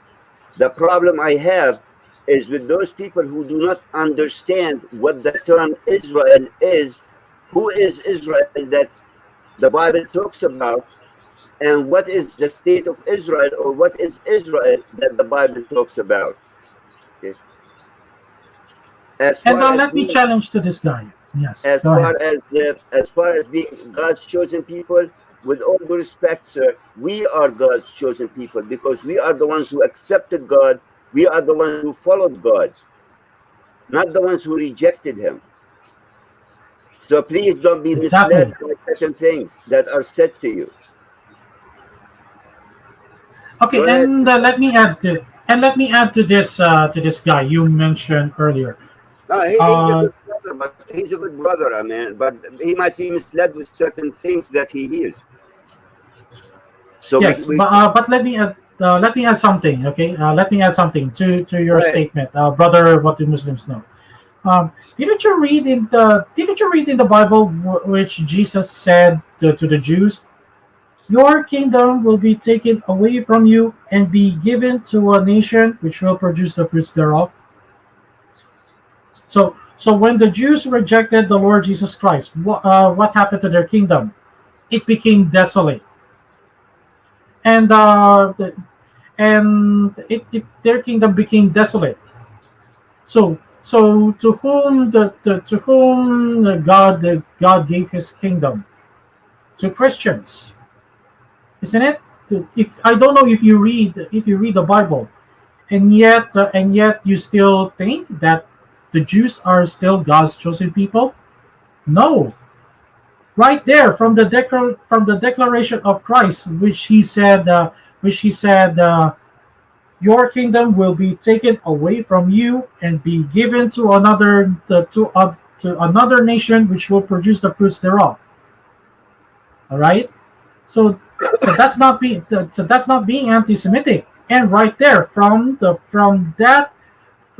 those very words of Jesus Christ Himself, that proves Jews have already forfeited their chosenness. Yes, Israel was chosen. Yes, Israel was chosen by God as an example to fight evil. But then Israel fell into idolatry. And now the Jews, yes, even though the Jews they had the law, but they rejected Christ. They forfeited they forfeited their the status as the chosen people, which later Christians became the chosen people because as Christians we accepted Christ. The first letter of Peter, chapter 2, verse 9. I don't know if you read that. Okay, Jesus laid that curse. I the because since you rejected me, I'm the your kingdom will be taken away from you, will be given to another nation, and that nation goes to the Christians. Of course, we welcome that we. I don't hate the Jews. Don't get me wrong. I am not being anti-Semitic here, but I welcome Jews who not only embraced our Lord Jesus Christ, but also they also embrace the Christian faith. I would I would consider them to be my brothers and sisters. Any Jew, whether a man or a woman, or children, it doesn't matter to me as long as they embrace the Lord Jesus Christ and they learn to embrace the Christian faith. And also they freed themselves from the slave of the law, because Jews until now they're still under the slave of the law, which until now they could not perfect. All right. So think about our words. All right. So let's continue. Let's continue, brother. What do Muslims know? Sure, go ahead. Okay. Now, Christian Zionism. Again, this will be an introduction to Christian Zionism, which we will talk about that next Saturday. As Zionism is understood to be a modern Jewish movement aiming at resettlement in the land of Israel and the revival of an independent Jewish nation. Christian Zionism, the active support of Christians for such movement, could not have preceded the Jewish forerunners of Zionism in the second half of 19th century. However, Christian Zionism had a long prehistory deeply rooted in theological thought and messianic expectations. Yes, it's true that we as Christians we also respect expect a messianic return, the second coming of Christ, but not but not but not in a way of shape or form of supporting the Jews, because main majority of the Jews until now, they still keep on rejecting the Lord Jesus Christ and blaspheming the Lord Jesus Christ through the Talmud.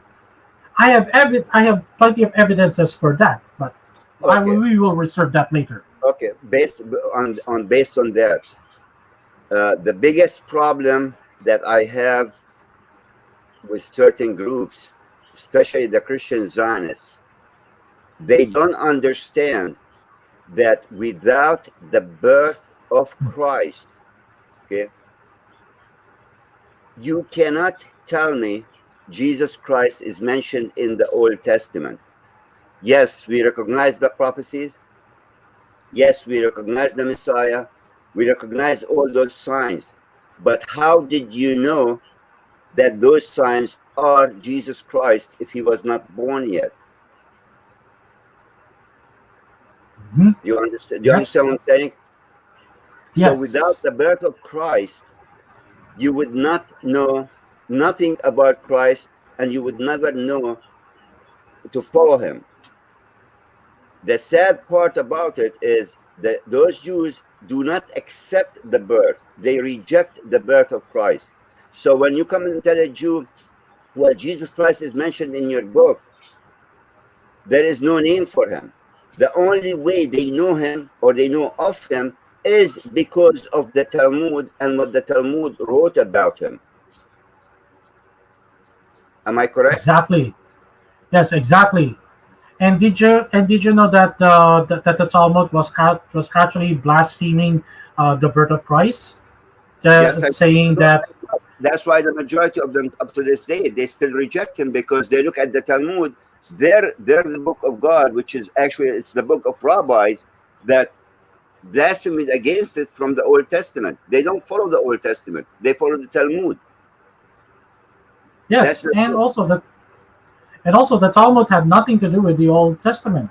Had nothing to do with the Old Testament, and also did you and for those people out there who are also listening to us, did you know that the Talmud also mentions that Jesus was the son of Pandira?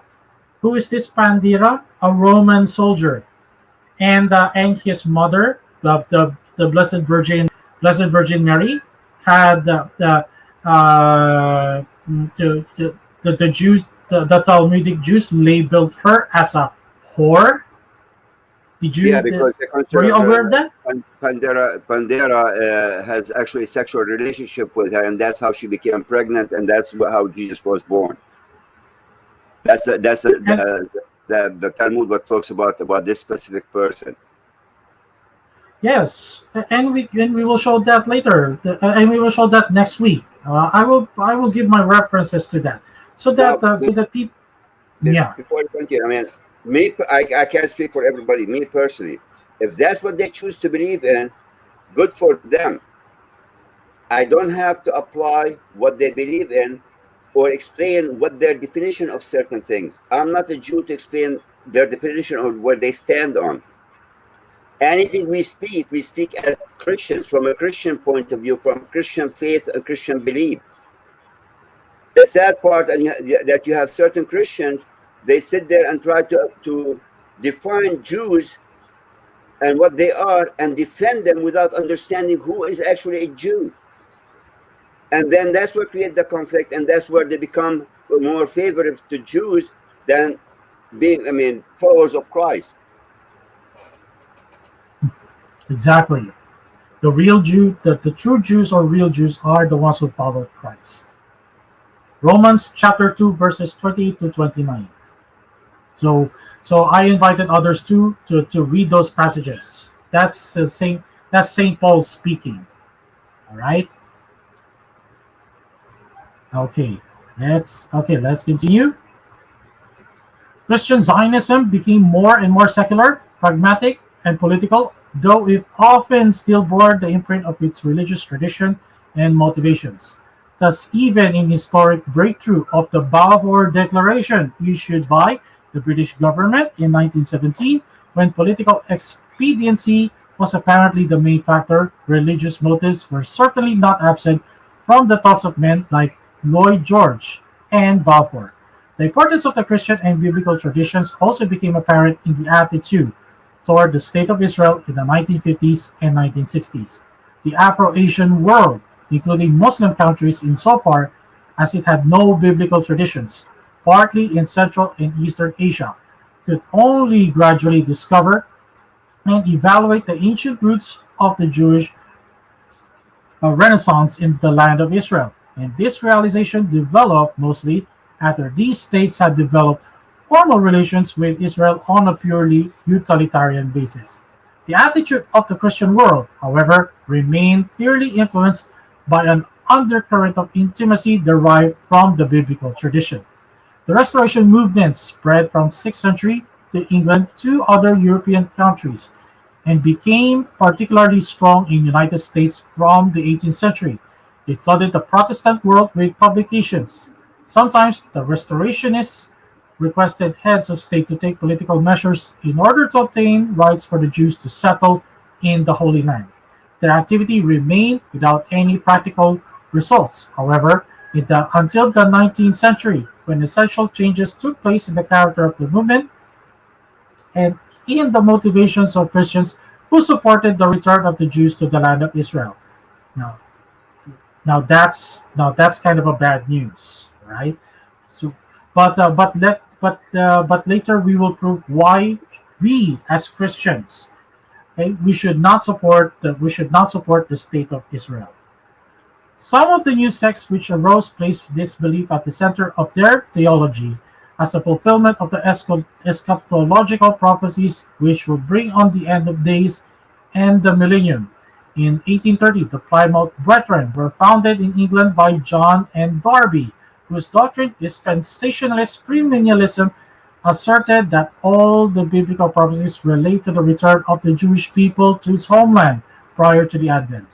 Before the second coming, however, the Jews and all other nations will be judged during the period of tribulation, after which Jesus and the Jewish remnant will rule over all the nations from Jerusalem. Many Protestant fundamentalist churches adopted this outlook and continue to promote to this day. In the second half of the 19th century, some Christians supported the return of the Jews to their homeland out of exclusively humanitarian or political motivations distinct from theological views. In 1852, Colonel George Goller established the Association for Promoting Jewish Settlement in Palestine, which assisted the British consul in Jerusalem in the training of local Jews for agricultural work. He also published practical suggestions for Jewish settlement in Eretz Israel as a guarantee for establishing British influence in Syria. The Palestine Exploration Fund, established in England in 1865, was a center for energetic supporters of Jewish settlement in the land of Israel. Among its members were the archaeologist Charles Warren, who conducted excavations in Jerusalem and foretold Jewish rule in the country, and Claude Rainier Conder, a cartographer and scholar of Palestinian studies who preached and wrote on the realization of the Zionist idea. The Italian philosopher and politician Benedetto Mussolini preached Jewish settlement in the land of Israel as a means of bringing European culture into the Middle East in La Jerusalem e il popolo ebreo. John Henry Dunant, founder of the International Red Cross, displayed a great interest in humane solution to the Jewish problem. From 1863 to 1876, he attempted in vain to rouse the Jewish organizations in Western Europe to act on behalf of Jewish settlement of Palestine, and he founded the Palestine Colonization Society in London in 1875. In 1887, the question of Jewish settlement in Eretz Israel reached the British Parliament. Edward Cazalet, a well-known industrialist and economist, demanded the return of the Jews to Palestine under British auspices, both in his book and his campaign speeches for Parliament. He was the first Christian who regarded Israel as the spiritual and scientific center for Jewry, and he foresaw the idea of a Hebrew university in Jerusalem. In the after the Balfour Declaration, in 20th century, mainly after the Balfour Declaration, another change occurred in Christian activity on behalf of Zionism, and the establishment of a Jewish state. The British Palestine Society was established and was active from 1916 to 1924 and from 1930 to 1946 in advancing common interests of British policy and Zionism. Similar Christian organizations were founded in other countries. However, the most vigorous assistance and open support of Zionist aspirations were given by several Christian groups in the United States. In 1930, the Reverend Edward Russell founded the Pro-Palestinian Federation, which was joined mostly by clergy. In 1932, the American Palestine Committee was founded.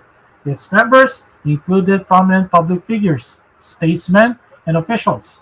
The Christian Council of Palestine was founded in 1942 and had a membership of 3,000 clergymen in 1946, mostly from liberal churches.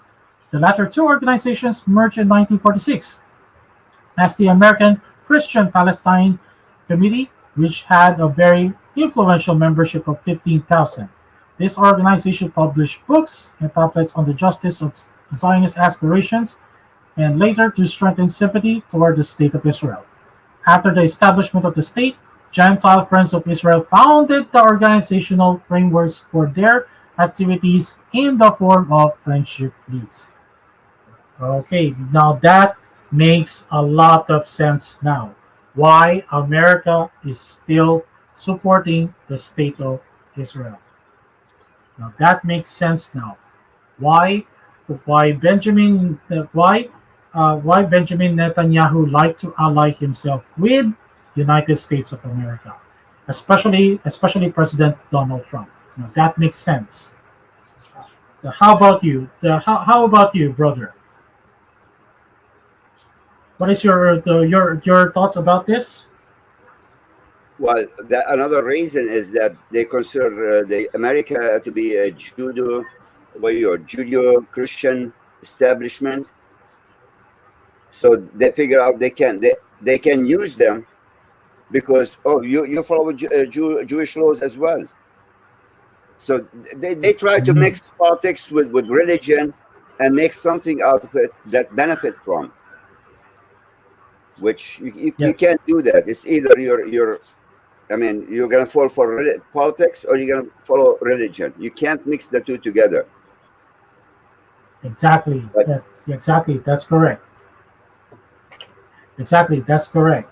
I agree with you on that. You cannot mix politics with religion. That's why my answer to what's her name? Rose, I think. Rosanna, again, I'm a Christian. My domination does not mean nothing. Okay? Like when you say you're a doctor, does it mean which college did you go to? It doesn't make a difference. You're a doctor. I'm a Christian. To affiliate yourself with certain groups, that's not a Christian. Either you're a follower of Christ or you're not. There is no middle way. It's either yes or no. To call yourself a Christian Zionist, you cannot be. That's an oxymoronic statement because Zionism is anti-Christianity. To call yourself a Jew for Christ, it's either you're a Christian or you're a Jew. One of the two. You cannot be both.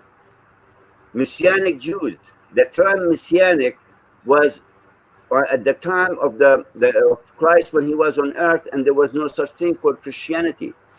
You walked with him, you ate with him, you sat with him, you followed him at that time. You were called Messianic Jews. Once Christ resurrected and we became the followers of Christ, we are no more Messianic. Either we are the followers called Christians or we're not. So the bottom line, you are a Christian. But the new Western inventions, but in the US by itself, you have over 40,000 domination of Christianity that looking for power, fame, money under the name of Christ. I don't support that. So that's why when I go against certain group of people, I get chastised and I get attacked because, hey, they believe in Christ. So what? As Christians, I mean, for somebody who is a non-Christian becomes a Christian, we don't accept people coming from the street to Christianity by saying, I accept Jesus Christ to be my Lord and Savior. We're not Muslims. We don't make a statement and we are accepted. You have to go a certain process for the church to know for a fact that you are coming to Christianity based upon belief, based upon acceptance, based upon understanding, not being pushed, not being pressured. You're not coming in to infiltrate. And that doesn't happen by a statement. Unfortunately, you have groups of, I call them, and I'm not afraid to hide these things. I say it loud and clear. There are groups of Christians that anybody who says, I accept Jesus Christ, come on, my son, you are in. Anybody who professes Jesus Christ as his Lord and Savior, come on in, they accept him. Why is that? That's not the way Christianity works. Because they are small, they need to expand, and by expansion, you control, you have power. They're not looking for the faith, they're looking for control and power. Exactly. So, That's again, the exact Zionism. I'm a Christian. I don't have nothing against Catholics. I don't have anything against Orthodoxy. I don't have anything against any Christian who calls himself Christian, not affiliate himself with other groups, such as political groups. Go ahead. Okay, let me add to this about speaking of Messianic Judaism. Right? For me, honestly, Messianic Judaism is an oxymoron. You believe in Jesus as the Messiah, and then you practice Judaism. Like I said this before, and I'll say it again. Judeo-Christianity or Messianic Judaism is they are a forms of oxymoron. All right, it's like being a free and a slave person at the same time. You cannot be both. Exactly. Because when you say messianic, meaning to say you believe in Jesus' gospel, and the gospel of Jesus and the gospel of Jesus Christ gives freedom, whereas Judaism, you are putting yourselves in slavery of the law. However, the only problem is if you still perform the old Mosaic law, you still couldn't perfect them. Why? Because you are a human being. You cannot fully perfect them. All right, and especially about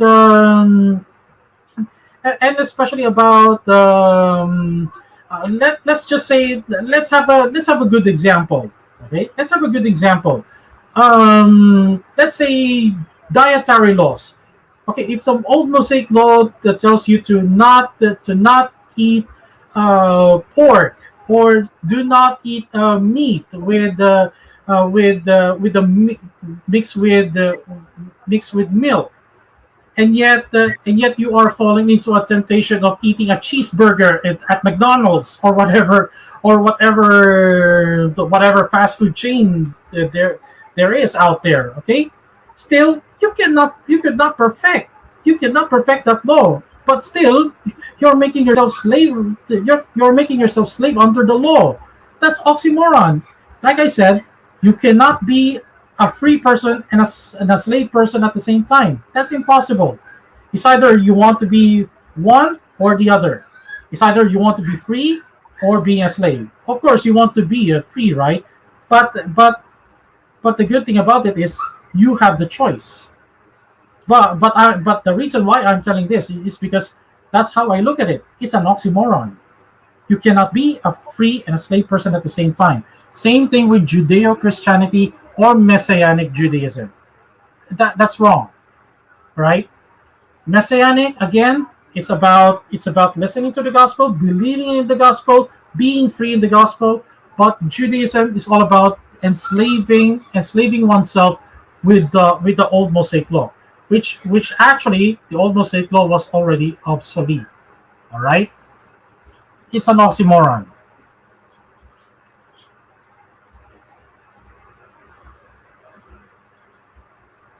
Okay, let's answer from Travis Lee. First Corinthians chapter 7 verse 18. I'm sorry. Jews are not to become uncircumcised. Jews practice physical circumcision from the Old Testament. Of course, they cannot become uncircumcised. Why? Because because they already performed an old Mosaic covenant of circumcision.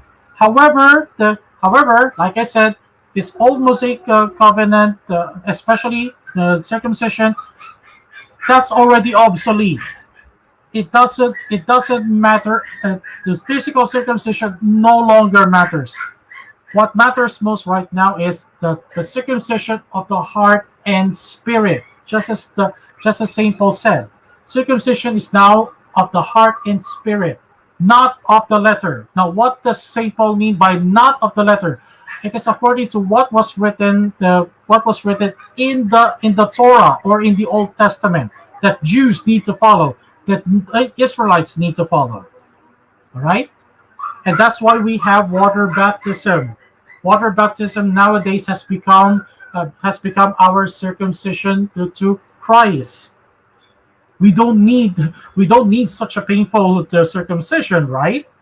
But even though nowadays, circumcision has become part of health practice. Okay, Jews are to remain Jewish and Gentiles are not to enter into Judaism. No, Paul says, remain as you are called. Okay, Travis Lee, I cannot say Jews are to remain Jewish. Why? Because there are some Jews out there who actually baptized into Christian faith. I think what you're saying right there is they cannot forget who they are as a race, or who they come from as Jews. But again, in Christ, there's neither Jew nor Gentile. It doesn't matter. It doesn't matter to Christ any longer. All right. But Travis Lee, what you're saying about Gentiles are not to convert to Judaism. Well, that's slightly true. Okay, but unfortunately, to tell you this, this is based on the Talmudic teaching. All right. Yes, a Gentile can convert into Judaism, but here's the sad part. Here's the sad truth that a Gentile who converts himself or herself to Judaism remains a second-class citizen, according to the Talmud. That's bad news for you. But I would honestly say it's better for a Gentile not to enter to Judaism. Why? Because Judaism is exclusively only for the Jews. Right? I hope you understand that.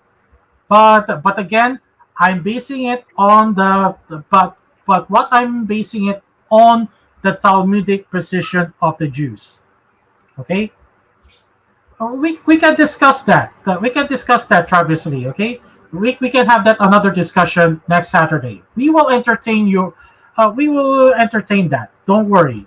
All right. Well, Okay, and brother Travis Lee, I mean, I love that guy, even though sometimes we get heated with each other. I know him from Palto. Uh, I'm not. I mean, sometimes I try to explain certain things, but unfortunately, we're not. I can't discuss a person one on one with him because other people come into the room and it becomes completely out of order when we talk about specific things. And I don't like sometimes talking things in front of people I'm not familiar with. But if he likes, hopefully next Saturday, if you like Travis to come aboard with us, I'll be more than happy to have you, man. I mean, yes. in all honesty, I'm being that. Travis knows me. If you're right, you're right. If you're wrong, you're wrong. I don't sugarcoat nothing. We had heated arguments with me and him, but the one thing I love about him is he's not closed-minded. He's willing to discuss. Whether he agrees or not, he gives you the chance to talk, and he listens to you, and vice versa. He doesn't attack you like some people do when it comes to trying to present your point. So if he likes to come aboard next week, next Saturday, and talk about Christian Zionism and how have a discussion with you on it, that's up to him. Well, I'm more than welcome to have him on board with us. Okay, so let's have a friendly dialogue, not unlike those Muslims. Okay, so let's try to have a friendly dialogue as Christians. Brother, I'm blunt. Everybody knows me. I'm blunt. I'm straightforward. Okay. Actually, in reality, and as much sad to say it, but it's the honest truth. Why do we need to hide the truth? You have some Christians, literally, they are worse than Muslims. I see. It is what it is. Okay. It is what it is. So when you say we're not like Muslims, sadly and unfortunately, we do have Christians who are worse than Muslims. But this is life. And as far as I'm concerned, I stand for the truth. Because Christ didn't tell me, if you are wrong, I'm supposed to cover up for you because you're doing something else. If you're wrong, you're wrong. Exactly. Exactly. And speaking of worse than Muslims, I encountered and debated some Christian sects or cults before. Yeah, they will even respond to death threats. But anyway, that's going to be a separate topic. Okay, so we'll have that sometime. Okay, so let's continue until we get to the conclusion.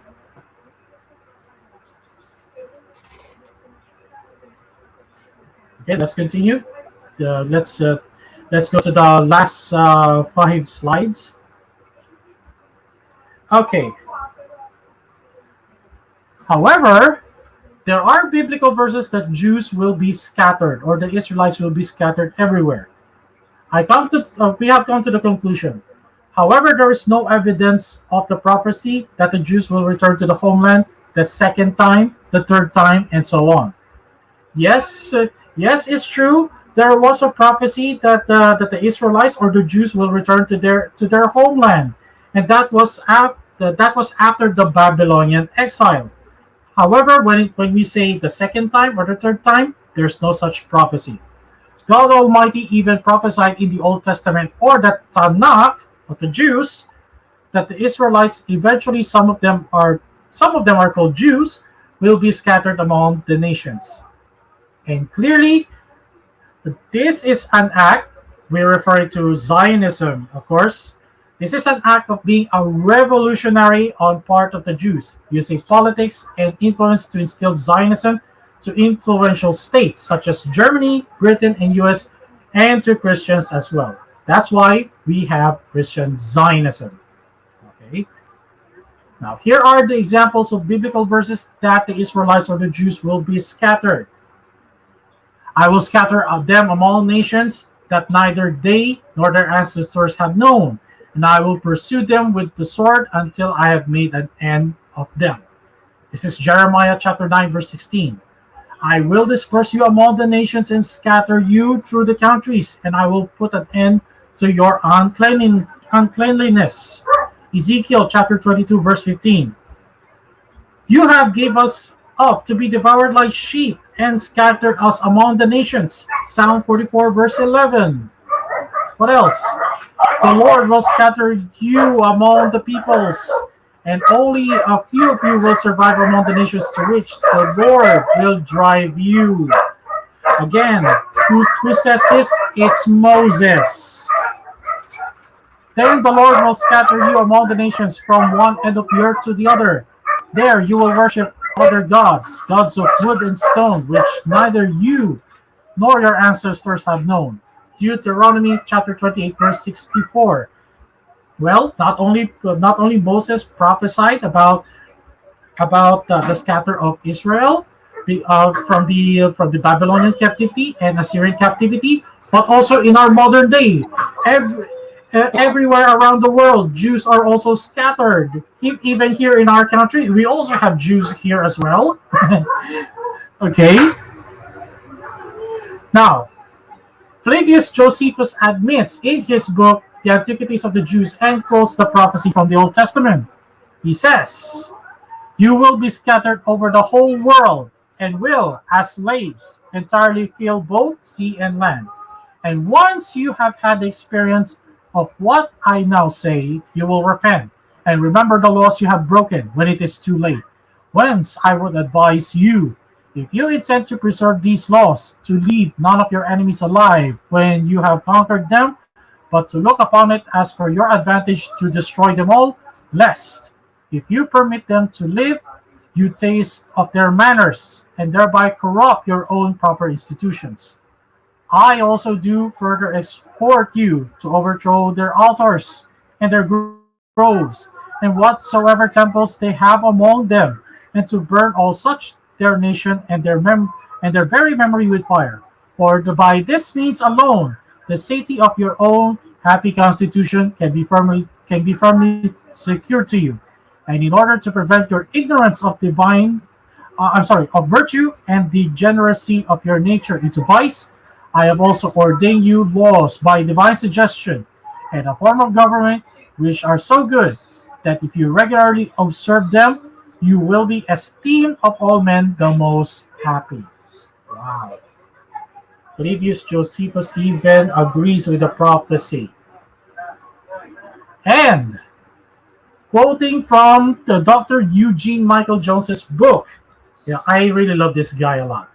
This is from the Jewish Revolutionary Spirit. This is what he said: "The Talmud was created to keep Jews in bondage to Jewish leaders by prohibiting all contact with Logos, who is Christ.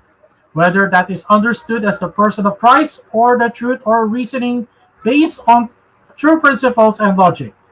Taught to deceive by the Talmud, Jews end up deceiving themselves and playing into the hands of the leaders who manipulate them for their own ends. The Talmud has also led to revolution. This is why I mentioned the word revolutionary. Jews are revolutionary. You also don't have to be religious to be Talmudic. Karl Marx was an atheist, but according to Bernard Lazare, he was also a clear and lucid Talmudist, and therefore full of that old Hebrew materialism which ever dreams of a paradise on earth and always rejects the far distant and problematical hope of a Garden of Eden after death. Marx, despite his early writings, was quintessential Talmudist and a quintessential Jewish revolutionary, and as such he proposed one of the most influential false messiahs in Jewish history, world communism. Baruch Levy, one of Marx's correspondents, proposed another equally potent false messiah, namely the Jewish race. According to Levy, the Jewish people, taken collectively, shall be its own messiahs. In this new organization of humanity, the sons of Israel, now scattered over the whole surface of the globe, shall everywhere become the ruling element without opposition. The governments of the nations forming the universal or world republic shall all thus pass without any effort into Jewish hands, thanks to the victory of the proletariat. Thus shall the promise of the Talmud be fulfilled, that when the Messianic epoch shall have arrived, the Jews will control the wealth of all the nations of the earth. Nothing can be more clear than that. Now, that's one of the reasons why Zionism was created, in order not only to establish the state of Israel, but also to control us, the Gentiles. to recognize the Jews as the superior race than everyone else in the world. Okay, any thoughts of it, brother? What Muslims do know?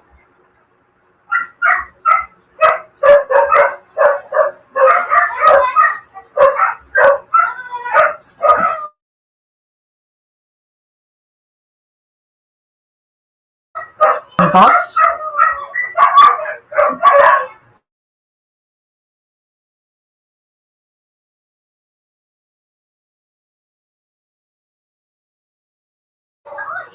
Hello, brother. What do Muslims know?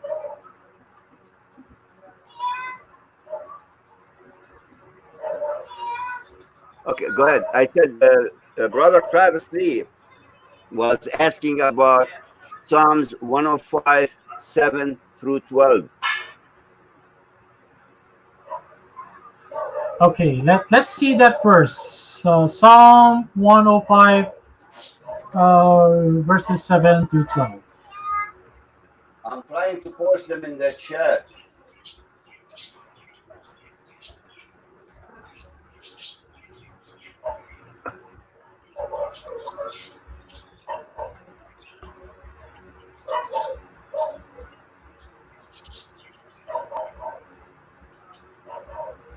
Okay, Psalm 107, Psalm 105, verse 7.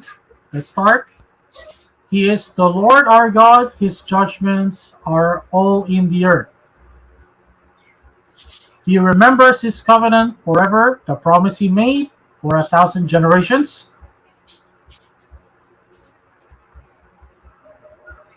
The covenant he made with Abraham, the oath he swore to Isaac.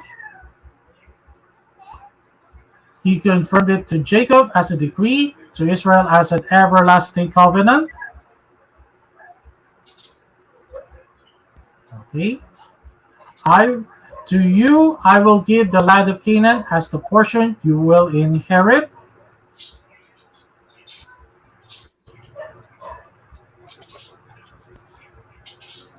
When they were but few in number, few indeed, and strangers in it. Okay, that was okay. So yes, it's true that God promised the Israelites the land of Canaan, right? Yeah, but again, the Israelites, there's a difference between the Israelites and what comes after, because the Israelites are from Jacob. The Israelites are not Jews.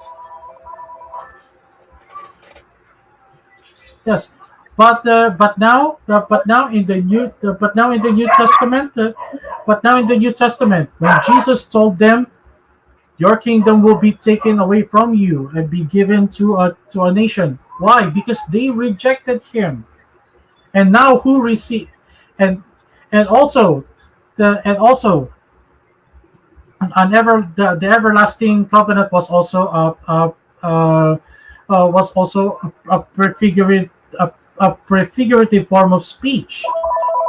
Yes, it's true that it's true that the Old Testament was promised at first to Isaac, to Jacob, and the Israelites.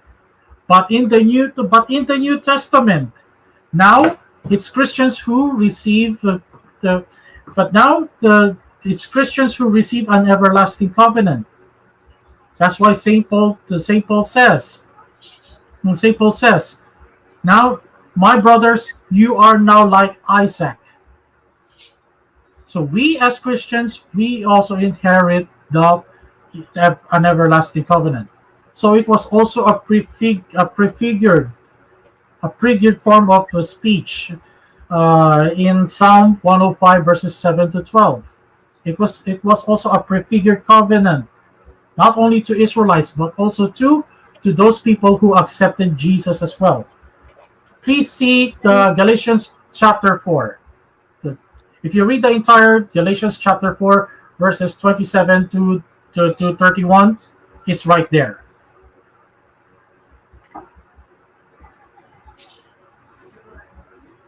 Okay. How about okay? What do Muslims know? Do you have any thoughts? Well, like I said, this topic, I guess we can have it next week. Yeah, Since sure. we're going to talk about Christian Zionism versus other things and whatever follows, we can have this discussion next week. Yes, sure, no problem. And also the problem of Christian Zionism. We will also talk about exposing Schofield Reference Bible. What makes Schofield Reference Bible very dangerous?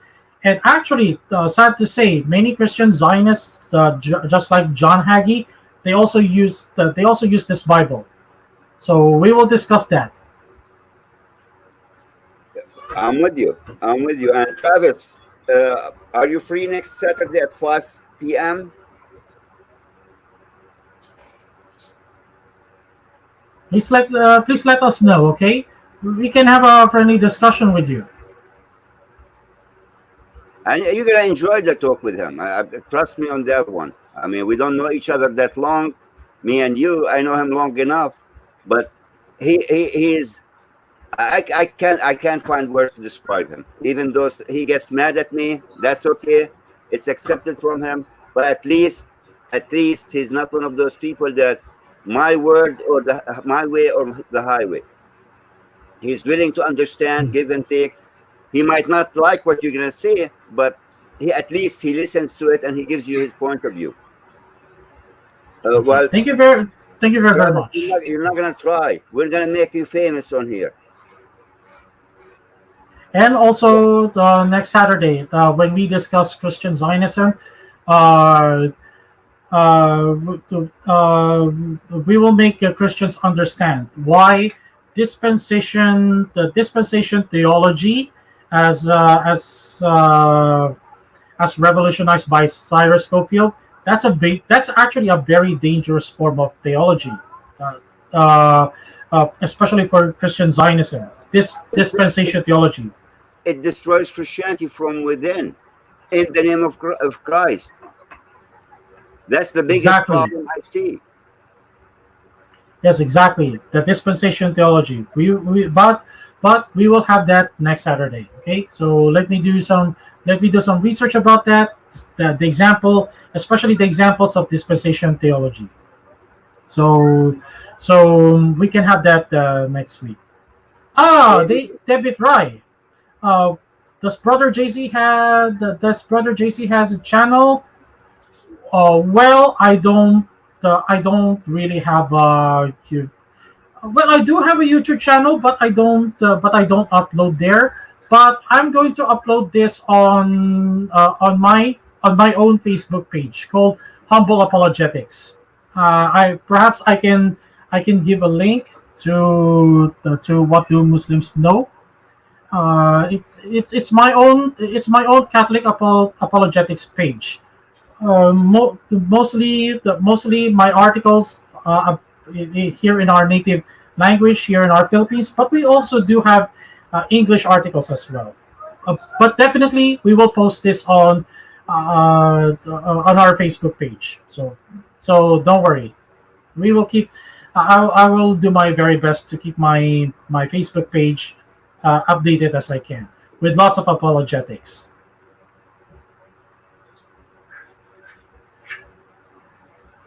I will provide that link. Don't worry, Miss David Wright. Thank you very much for your question.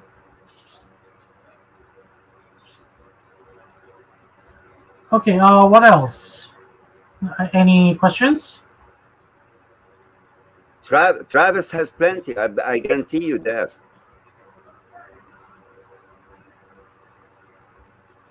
Travis, are you still with us? No, Travis left.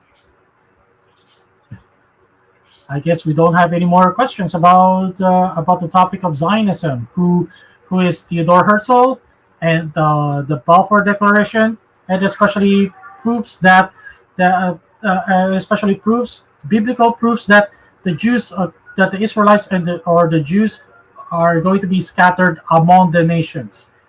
again, there's no such prophecy in the Bible where the Israelites or the Jews are going to return again to Jerusalem for the second time, or for the third time, or for the nth time.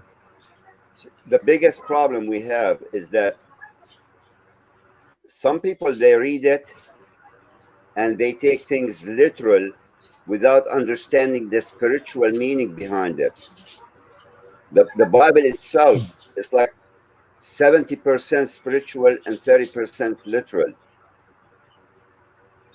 There are many things, Yes, and also what he's mentioning here, that specifically says the seed of seed of Israel, Jacob, or seed of Abraham. We are from the seed of Abraham. It doesn't say the seeds of Abraham. Where does David come? Isn't David from the seed of Abraham? And that's where we come from. So that's specifically for us, the Christians today, which is also the Jews of today. But it's hard to explain things, man. well, actually, about God's promise to Abraham that I will multiply your descendants. I will make them multiply like the stars. All right. Well, actually, that's a prefigure of speech for Abraham as well. Okay, so not just literal descendants, but also spiritual descendants of Abraham, who will Exactly. be the countless as stars. And who are they? And these are the people who embrace Jesus Christ. Those who believe in Jesus Christ, regardless how much the numbers are, whether billions or trillions, it doesn't matter. Okay, we as Christians, we are already considered ourselves as descendants of Abraham. Okay. Daniel Valencia. I make clear distinction between Jewish and ethnicity and Jewish religion. There is no such thing called a Jewish ethnicity. For the simple reason, the term Jew does not exist in a Hebrew book.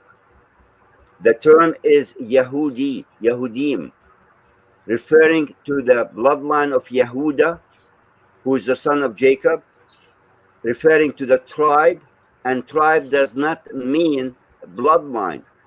In the tribe, you could have bloodline, but the tribe can consist of outside the bloodline. And also it's referred to the region that people lived in, Yehuda. So if you lived in Yehuda, you are considered Yehudi. If you are from the tribe of Yehuda, you are considered Yehudi. If you are from the family of Yehuda, you are considered Yehudi. That's the name of a person. It's not a bloodline. The bloodline of Yehuda goes back to Jacob, who is also known as Israel. The bloodline of Jacob goes back to Abraham. Abraham goes back to Iraq, who was Chaldean. So you can't change bloodline. If your nationality become an Israeli, your bloodline is still Chaldean. So there is no such thing called a Jewish ethnicity. They want to define it that way. That is fine. That's their definition. They agree on it, whatever it is. I don't have to accept it and claim it when there is no such thing. Okay? If you follow the ethnicity of Yehuda, goes back to Abraham. But then you have the Levites, you have the Benjamites. So what are they? How can they be Yehudim when each one of them has his own name? The term Jew did not exist till the 18th century. If you look at old Bibles, you would not find the word Jew in it. You will find Yehudi. Hebrew does not have the letter J. So where did the term come from? It's a Western word. It's Western invented word. And because of that word refers to Yehudi, they want to combine everybody under that term, and they give it ethnicity. Well, that's what they want to believe. God bless them. Good luck to them. But I don't have to come and say, well, Jewish is ethnicity, which is wrong.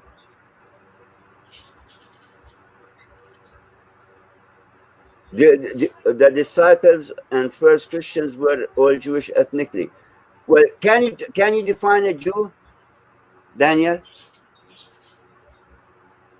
Can you define a Jew? Who is a Jew?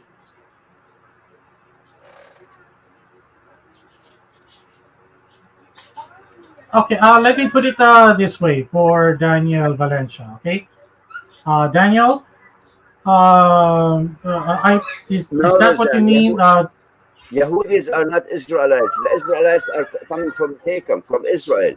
Yahudis come from Yehuda, or which is known in the English translation, Judah. So Israelites are from Jacob, Yahudi from Judah. They're two separate groups. Judah comes from Israelites, but Israelites don't come from Yehuda. They're name of people. Israel is Jacob. It's the name of a person. It does not mean bloodline. Yehuda is the name of a person. Does not mean bloodline. Son of Israel, son of Jacob. That's a name of a person. How can a name of a person gives you ethnicity? If I say you're Italian, is that because your name Rosanna? So Rosanna is ethnicity. Can I do that? Can I say Rosanna D is ethnically?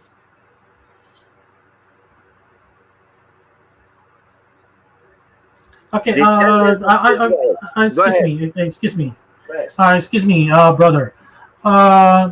Okay, Daniel Valencia. So I think you were referring to the Jews or being Jewish as a practitioner of the Jewish religion, Judaism. Is that what you're referring to? Because because throughout history, because throughout history, even the Bible, a person who practices the religion of Judaism calls himself a Jew. Is that what you're trying to say? Okay, brother, go ahead. The term Jew comes from southern province of Judah, right? No, sir. The term Jew comes from the name Yehuda. The term Judah is the son of Jacob. His actual name is Yehuda. The province of Judah is referred to him because he was the ruler at that area, the kingdom of Judah. So it's not a named area that existed. It was referred to him because he was the ruler on it. Okay, so that's the name of a person. If you lived in that region, you are considered to be Yehudi. Like, if, for example, in America, if you live in California, we call you Californian. If you live in Florida, we call you Floridian. If you live in Texas, we call you Texan. Okay? So if you lived in Yehuda, you are referred to as Yehudim. If you come from the bloodline of Yehuda, you are called Yehudi in reference to the name of the father. But it's not reference to the ethnicity. The ethnicity goes back to Abraham, because Abraham is the grandfather of Yehuda. Abraham comes from Iraq, from the northern region of Iraq, called Ur, which was Chaldean. So that's what Abraham is, Chaldean. When they say Abraham is Hebrew, Hebrew is not an ethnicity. Hebrew is a title that was given to him when he crossed over. The translation of crossover is Hebrew, Ivrit. The word Ivrit means crossover. It's not an ethnicity. It's not a bloodline. It's not a lineage. If I say Daniel the carpenter, okay, That's because your profession is a carpenter. So your profession became your name, but that does not give you a bloodline. If you move to the USA, your children will become Americans by nationality, not by bloodline. The bloodline goes back to you and your background. Bloodline always follows the father, not the mother. Remember, Adam was not created equally to Eve. And I'm not meaning, equal in spirit or whatever, in the way of creation. Eve came from Adam. So anything that comes from the man, you follow the man, not the woman.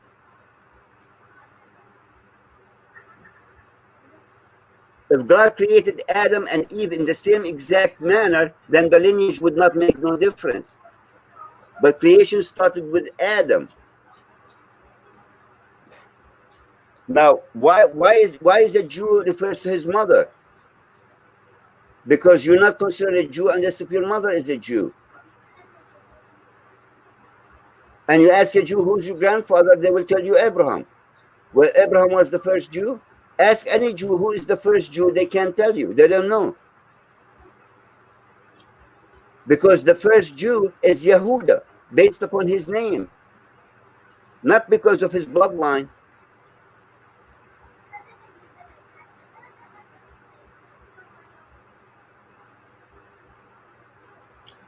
Exactly, Daniel. Exactly. So if you change your nationality, your bloodline does not change. You can become Taiwanese, but your bloodline will stay Indian. Unless if you are from that original native to that country, land, or whatever the case might have been, that you are from indigenous to that land. So when you say you're referring to the Jews based upon ethnicity, there is no such thing called ethnic Jew. To them, they believe in that. That's fine. I don't have no objections to it. But I do not preach it and emphasize on it when it's not true.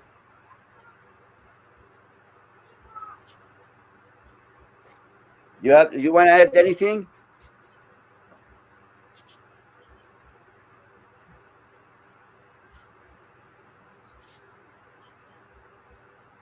JC, do you have anything to add? No, I don't have anything to add. I think you have explained well. Thank you very, very much, brother. What do Muslims know? So, brother Daniel, anything else?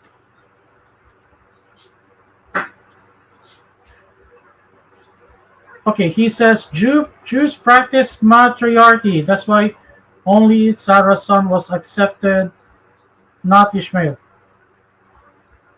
Okay, let me answer that, Daniel Valencia. That's Let me answer that, okay? Daniel Valencia, unfortunately, no. No. Most of the time, Jews practice patriarchy. You'll never find a single Jew speaking about his mother, not because that Jew is disparaging his own mother. No, no, not because of that. But it's because that's the way the Bible. That's the way the Bible tells them. That's the way the Torah tells them. actually So it's not. Sorry to it's cut not you off. it's not Actually, matriarchy. Okay, go ahead. the Torah, according to their books, the lineage comes from the father. It's like the religion comes from the mother, the bloodline comes from the father. It doesn't make sense. But at the end of the day, their own books, it says that the lineage and the bloodline comes from the father. The rabbis changed it to the mother. And that's the reason I'm not going to get into it, because I mean, I don't want to create issues with it, but as simple as that, you know your mother, you don't know your father, so figure the rest. And also Daniel Valencia, you said today if you are born from a Jewish mother, you are considered a Jew. Well, yes. Well, yes, but it doesn't mean that's matriarchy. The Jews practice matriarchy. No, until now, Jews are still practicing patriarchy. Jews are still practicing patriarchy. That's why. That's why if you look closely at the Gospels, what did the Jews say about Jesus? Isn't he the son of Joseph the carpenter? But the Bar Yosef, Bar in Hebrew, which means son, Yosef. Okay, son And of actually, Joseph. the term for it in Hebrew is ben, which is Ben. used Okay, also thank in you very Arabic. In much. Arabic, there are two words for that. In English, it does not Ben. translate correctly. In Arabic, there is the word ben and the word ibn. Okay, ben. Okay, Let me see if I can write it here. yes. Ben and ibn. Okay. Okay. Technically, both they mean the same exact thing. The only difference is one gives different status to the person you are referring to. For example, when we Okay. talk about the messenger Muhammad, the name they give him is Muhammad ibn Abdullah. Muhammad, Mm. no, sorry, Muhammad bin Abdullah. Meanwhile, Yes, in the exactly. Quran, it says Isa ibn Maryam. The word ibn usually is referred to the unknown father. The word ben is known the Mhm. father. So in But Hebrew they do have the same, but they don't show it. Now in English, if you translate that to English, you're gonna say son of, which is not gonna mean anything. Okay, I okay, mean son of is but the same thing. but but the thing is that it's not the Jews do not never practice matriarchy. It's always patriarchy. It's Daniel Valencia. Jews always practice patriarchy, whether you like it or not. And Okay. it's not just that. If you ever go to Israel and you look at the Hasidic Jews, the Orthodox Jews, the same exact way that the Muslims do. The man will be walking about 6 feet away from his wife, and his wife will be trolling behind him. They don't walk next to each other because she's not supposed to walk with him. And that's the Yes, Islamic way as exactly, well. Yeah. Now, if you're looking at exactly. modern Jews, you see them whatever. But the old fashioned tradition is the man in front and the woman behind. Even when they sit on tables, the men separate from the women. Okay. But he said something here today. If you are born, he said something else here. What is this? Uh, where did you say that? Today, if you're About born, no, about Jesus being yeah. I think this one. Okay, Daniel. First of all, that's a big subject. That's a big topic because the understanding of he was born from the seed of David. You have to think spiritually of it, not literally. Because if he was literally born from a seed of a man, he would have been a sinner.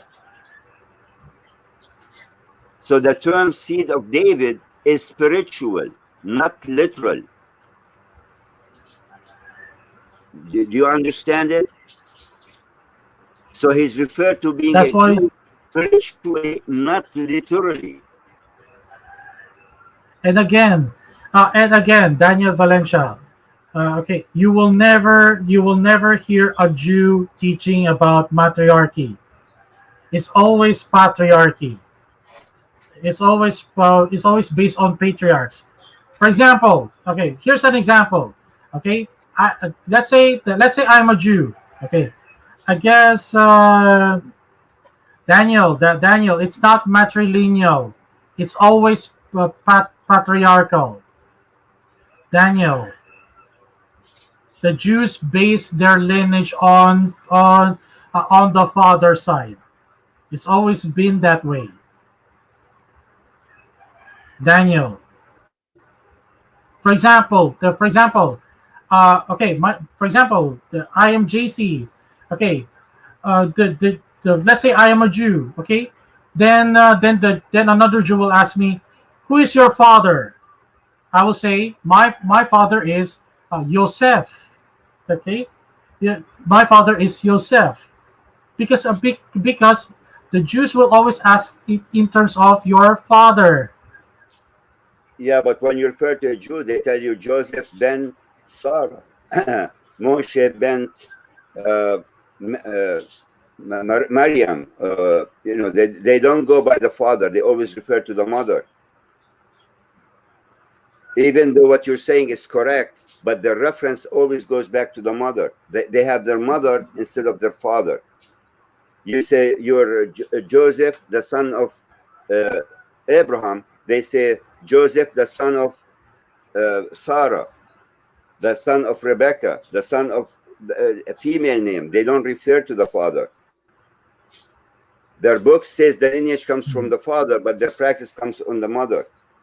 Again, because the rabbi changed that. Mm. Okay, but the Bible always but the Bible, especially the Old Testament, they always refer to the going back to the father's side. It's patriarchal. It's patriarchal. I Yes. never heard of a I never heard of a Jew teaching about matriarchy.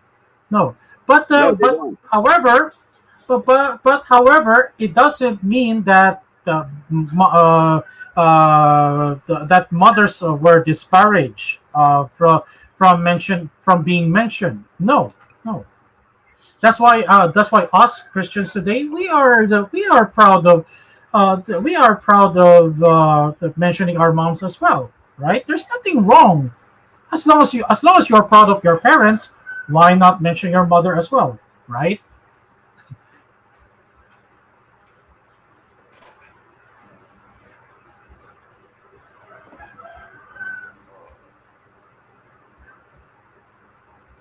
Okay. Anything else, guys?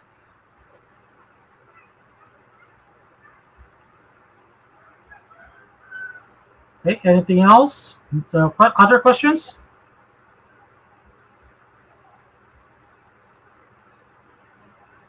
I guess there are no more questions. I think we have discussed everything.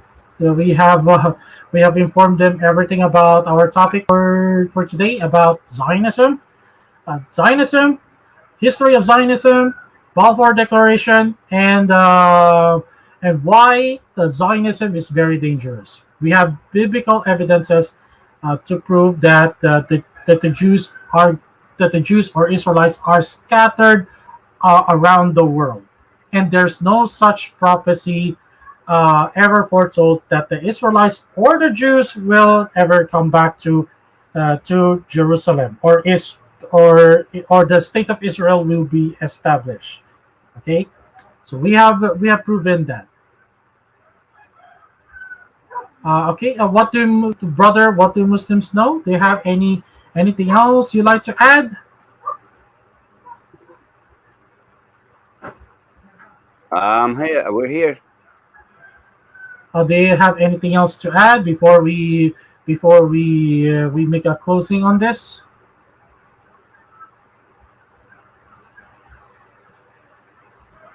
Yeah, David. Why? I know you have the links or the channels for Brother Rob Christian, Adam Seeker, Sam Shamoun. I hope you have them, and Sister Hatuns. Because in all honesty, I mean, literally, I'm going to be supporting those four and David Wood. All the rest, I mean, if you guys, it's up to you. But those, I mean, Rob Christian, Adam Seeker are true warriors. And last week alone, in 1 week, they got 2 Muslims out of Islam. I mean, Mhm. you can't do better than that.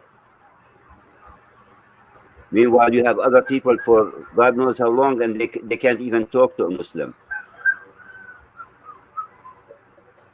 especially All his right. Thank second you. channel as well. His second channel. Please support Rob Christian's channels. Okay, and I will have this uploaded as well on my Facebook page. Okay, so I'm going to give the link. I have my own apologetics page. So How can I send the link? That's the problem I have. I mean, it's too much of a file to send it. How do you do that? Unless if you download it, you know how to do. I'm computer idiot. I can say it loud and clear. When it comes to computer and technology, I'm idiot. I'm old school. So if you know how to download oh, it, how to oh, download well, it. oh, no worries, because I already have my own recorder here. Okay, so Oh, okay, good. I can share this. Yeah, I can share this. Sounds good to me. All right. All right. So, any further questions from David Rai, from Daniel? No questions. And Okay. remember, So, guys, remember, you're followers of Christ. You are a Christian, no affiliation. Don't let a Muslim come and tell you what domination you are. No matter how prejudiced or how confident or uh, how strongly believe in your domination, don't bring it out. Always speak as a Christian. Don't bring politics in the discussion. Muslims have a habit of try to bring issues like some Christians talk about Israel. Some always go back to Islam. Don't let them divert you. all right. So, okay. So next Saturday. So let's continue our discussion about Christian Zionism, and also, spoiler alert. Spoiler alert. I'm going to share my testimony about how I rescued my dad from listening to John Hagee. Okay, so please look forward to it. I'm going to share my testimony on that. All right. So So, next week will be about Christian Zionism and how damaging is it to Christianity.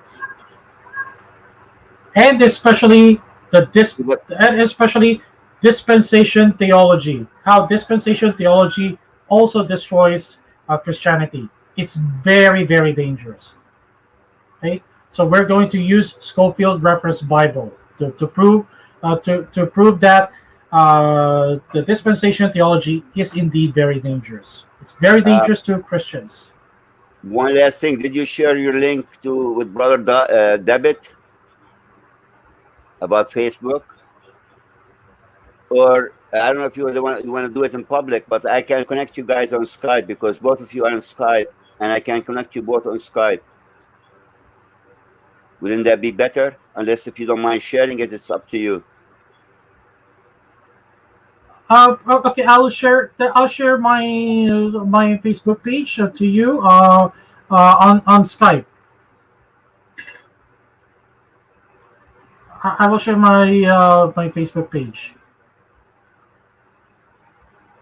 Sounds good to me. So I'll connect you guys on a group on Skype, and you can exchange talk further down the road, and hopefully we don't just attack Islam and the danger of Islam, but we attack the faith and how can we protect it. And at the end of the day, like I always say it,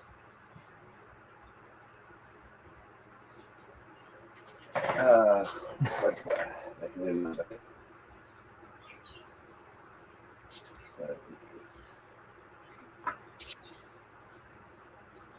Okay, To his so that's glory, to his glory we work, in his faith we live, and by his grace we saved. okay. Thank you very much, and let's have a closing remark. So thank you very much for those who listened to us in our discussion today about Zionism, the Balfour Declaration, and especially we have refuted Zionism because there's no such prophecy in the Bible that the Israelites or the Jews will return again for the second time or for the third time in Palestine or in Jerusalem. Right. So what we do know for a fact is that God scattered all people from Israel or the Jews from around the world, right? Around across the globe, right? So thank you very much for taking your time to listen to us, and please look forward to our next discussion next Saturday about Christian Zionism. Bro JC, actually, I thank you for giving me the chance to bring you on board, and we can, expose all this.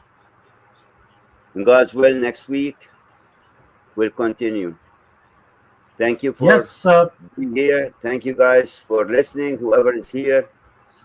Thank you for those who did not listen. They might listen later. And again, I'm not looking for numbers on YouTube. Numbers don't mean nothing to me. Okay. The bottom line is getting the word out. yes. Thank you very much, and pray the praise be to our Lord Jesus Christ. Uh, may the love of God, the fellowship of the Holy Spirit be with us all. So Amen, brother. Amen. thank you very much for watching, and see you next Saturday. God bless. God bless you as well, and bless yours. Thank you so much. Okay, Thank folks, you very we're much gonna also end. for having me. Good night. My pleasure, brother. My pleasure. So have you guys good night, good morning, good evening, wherever you at. God bless you all, and thank you. Thank you.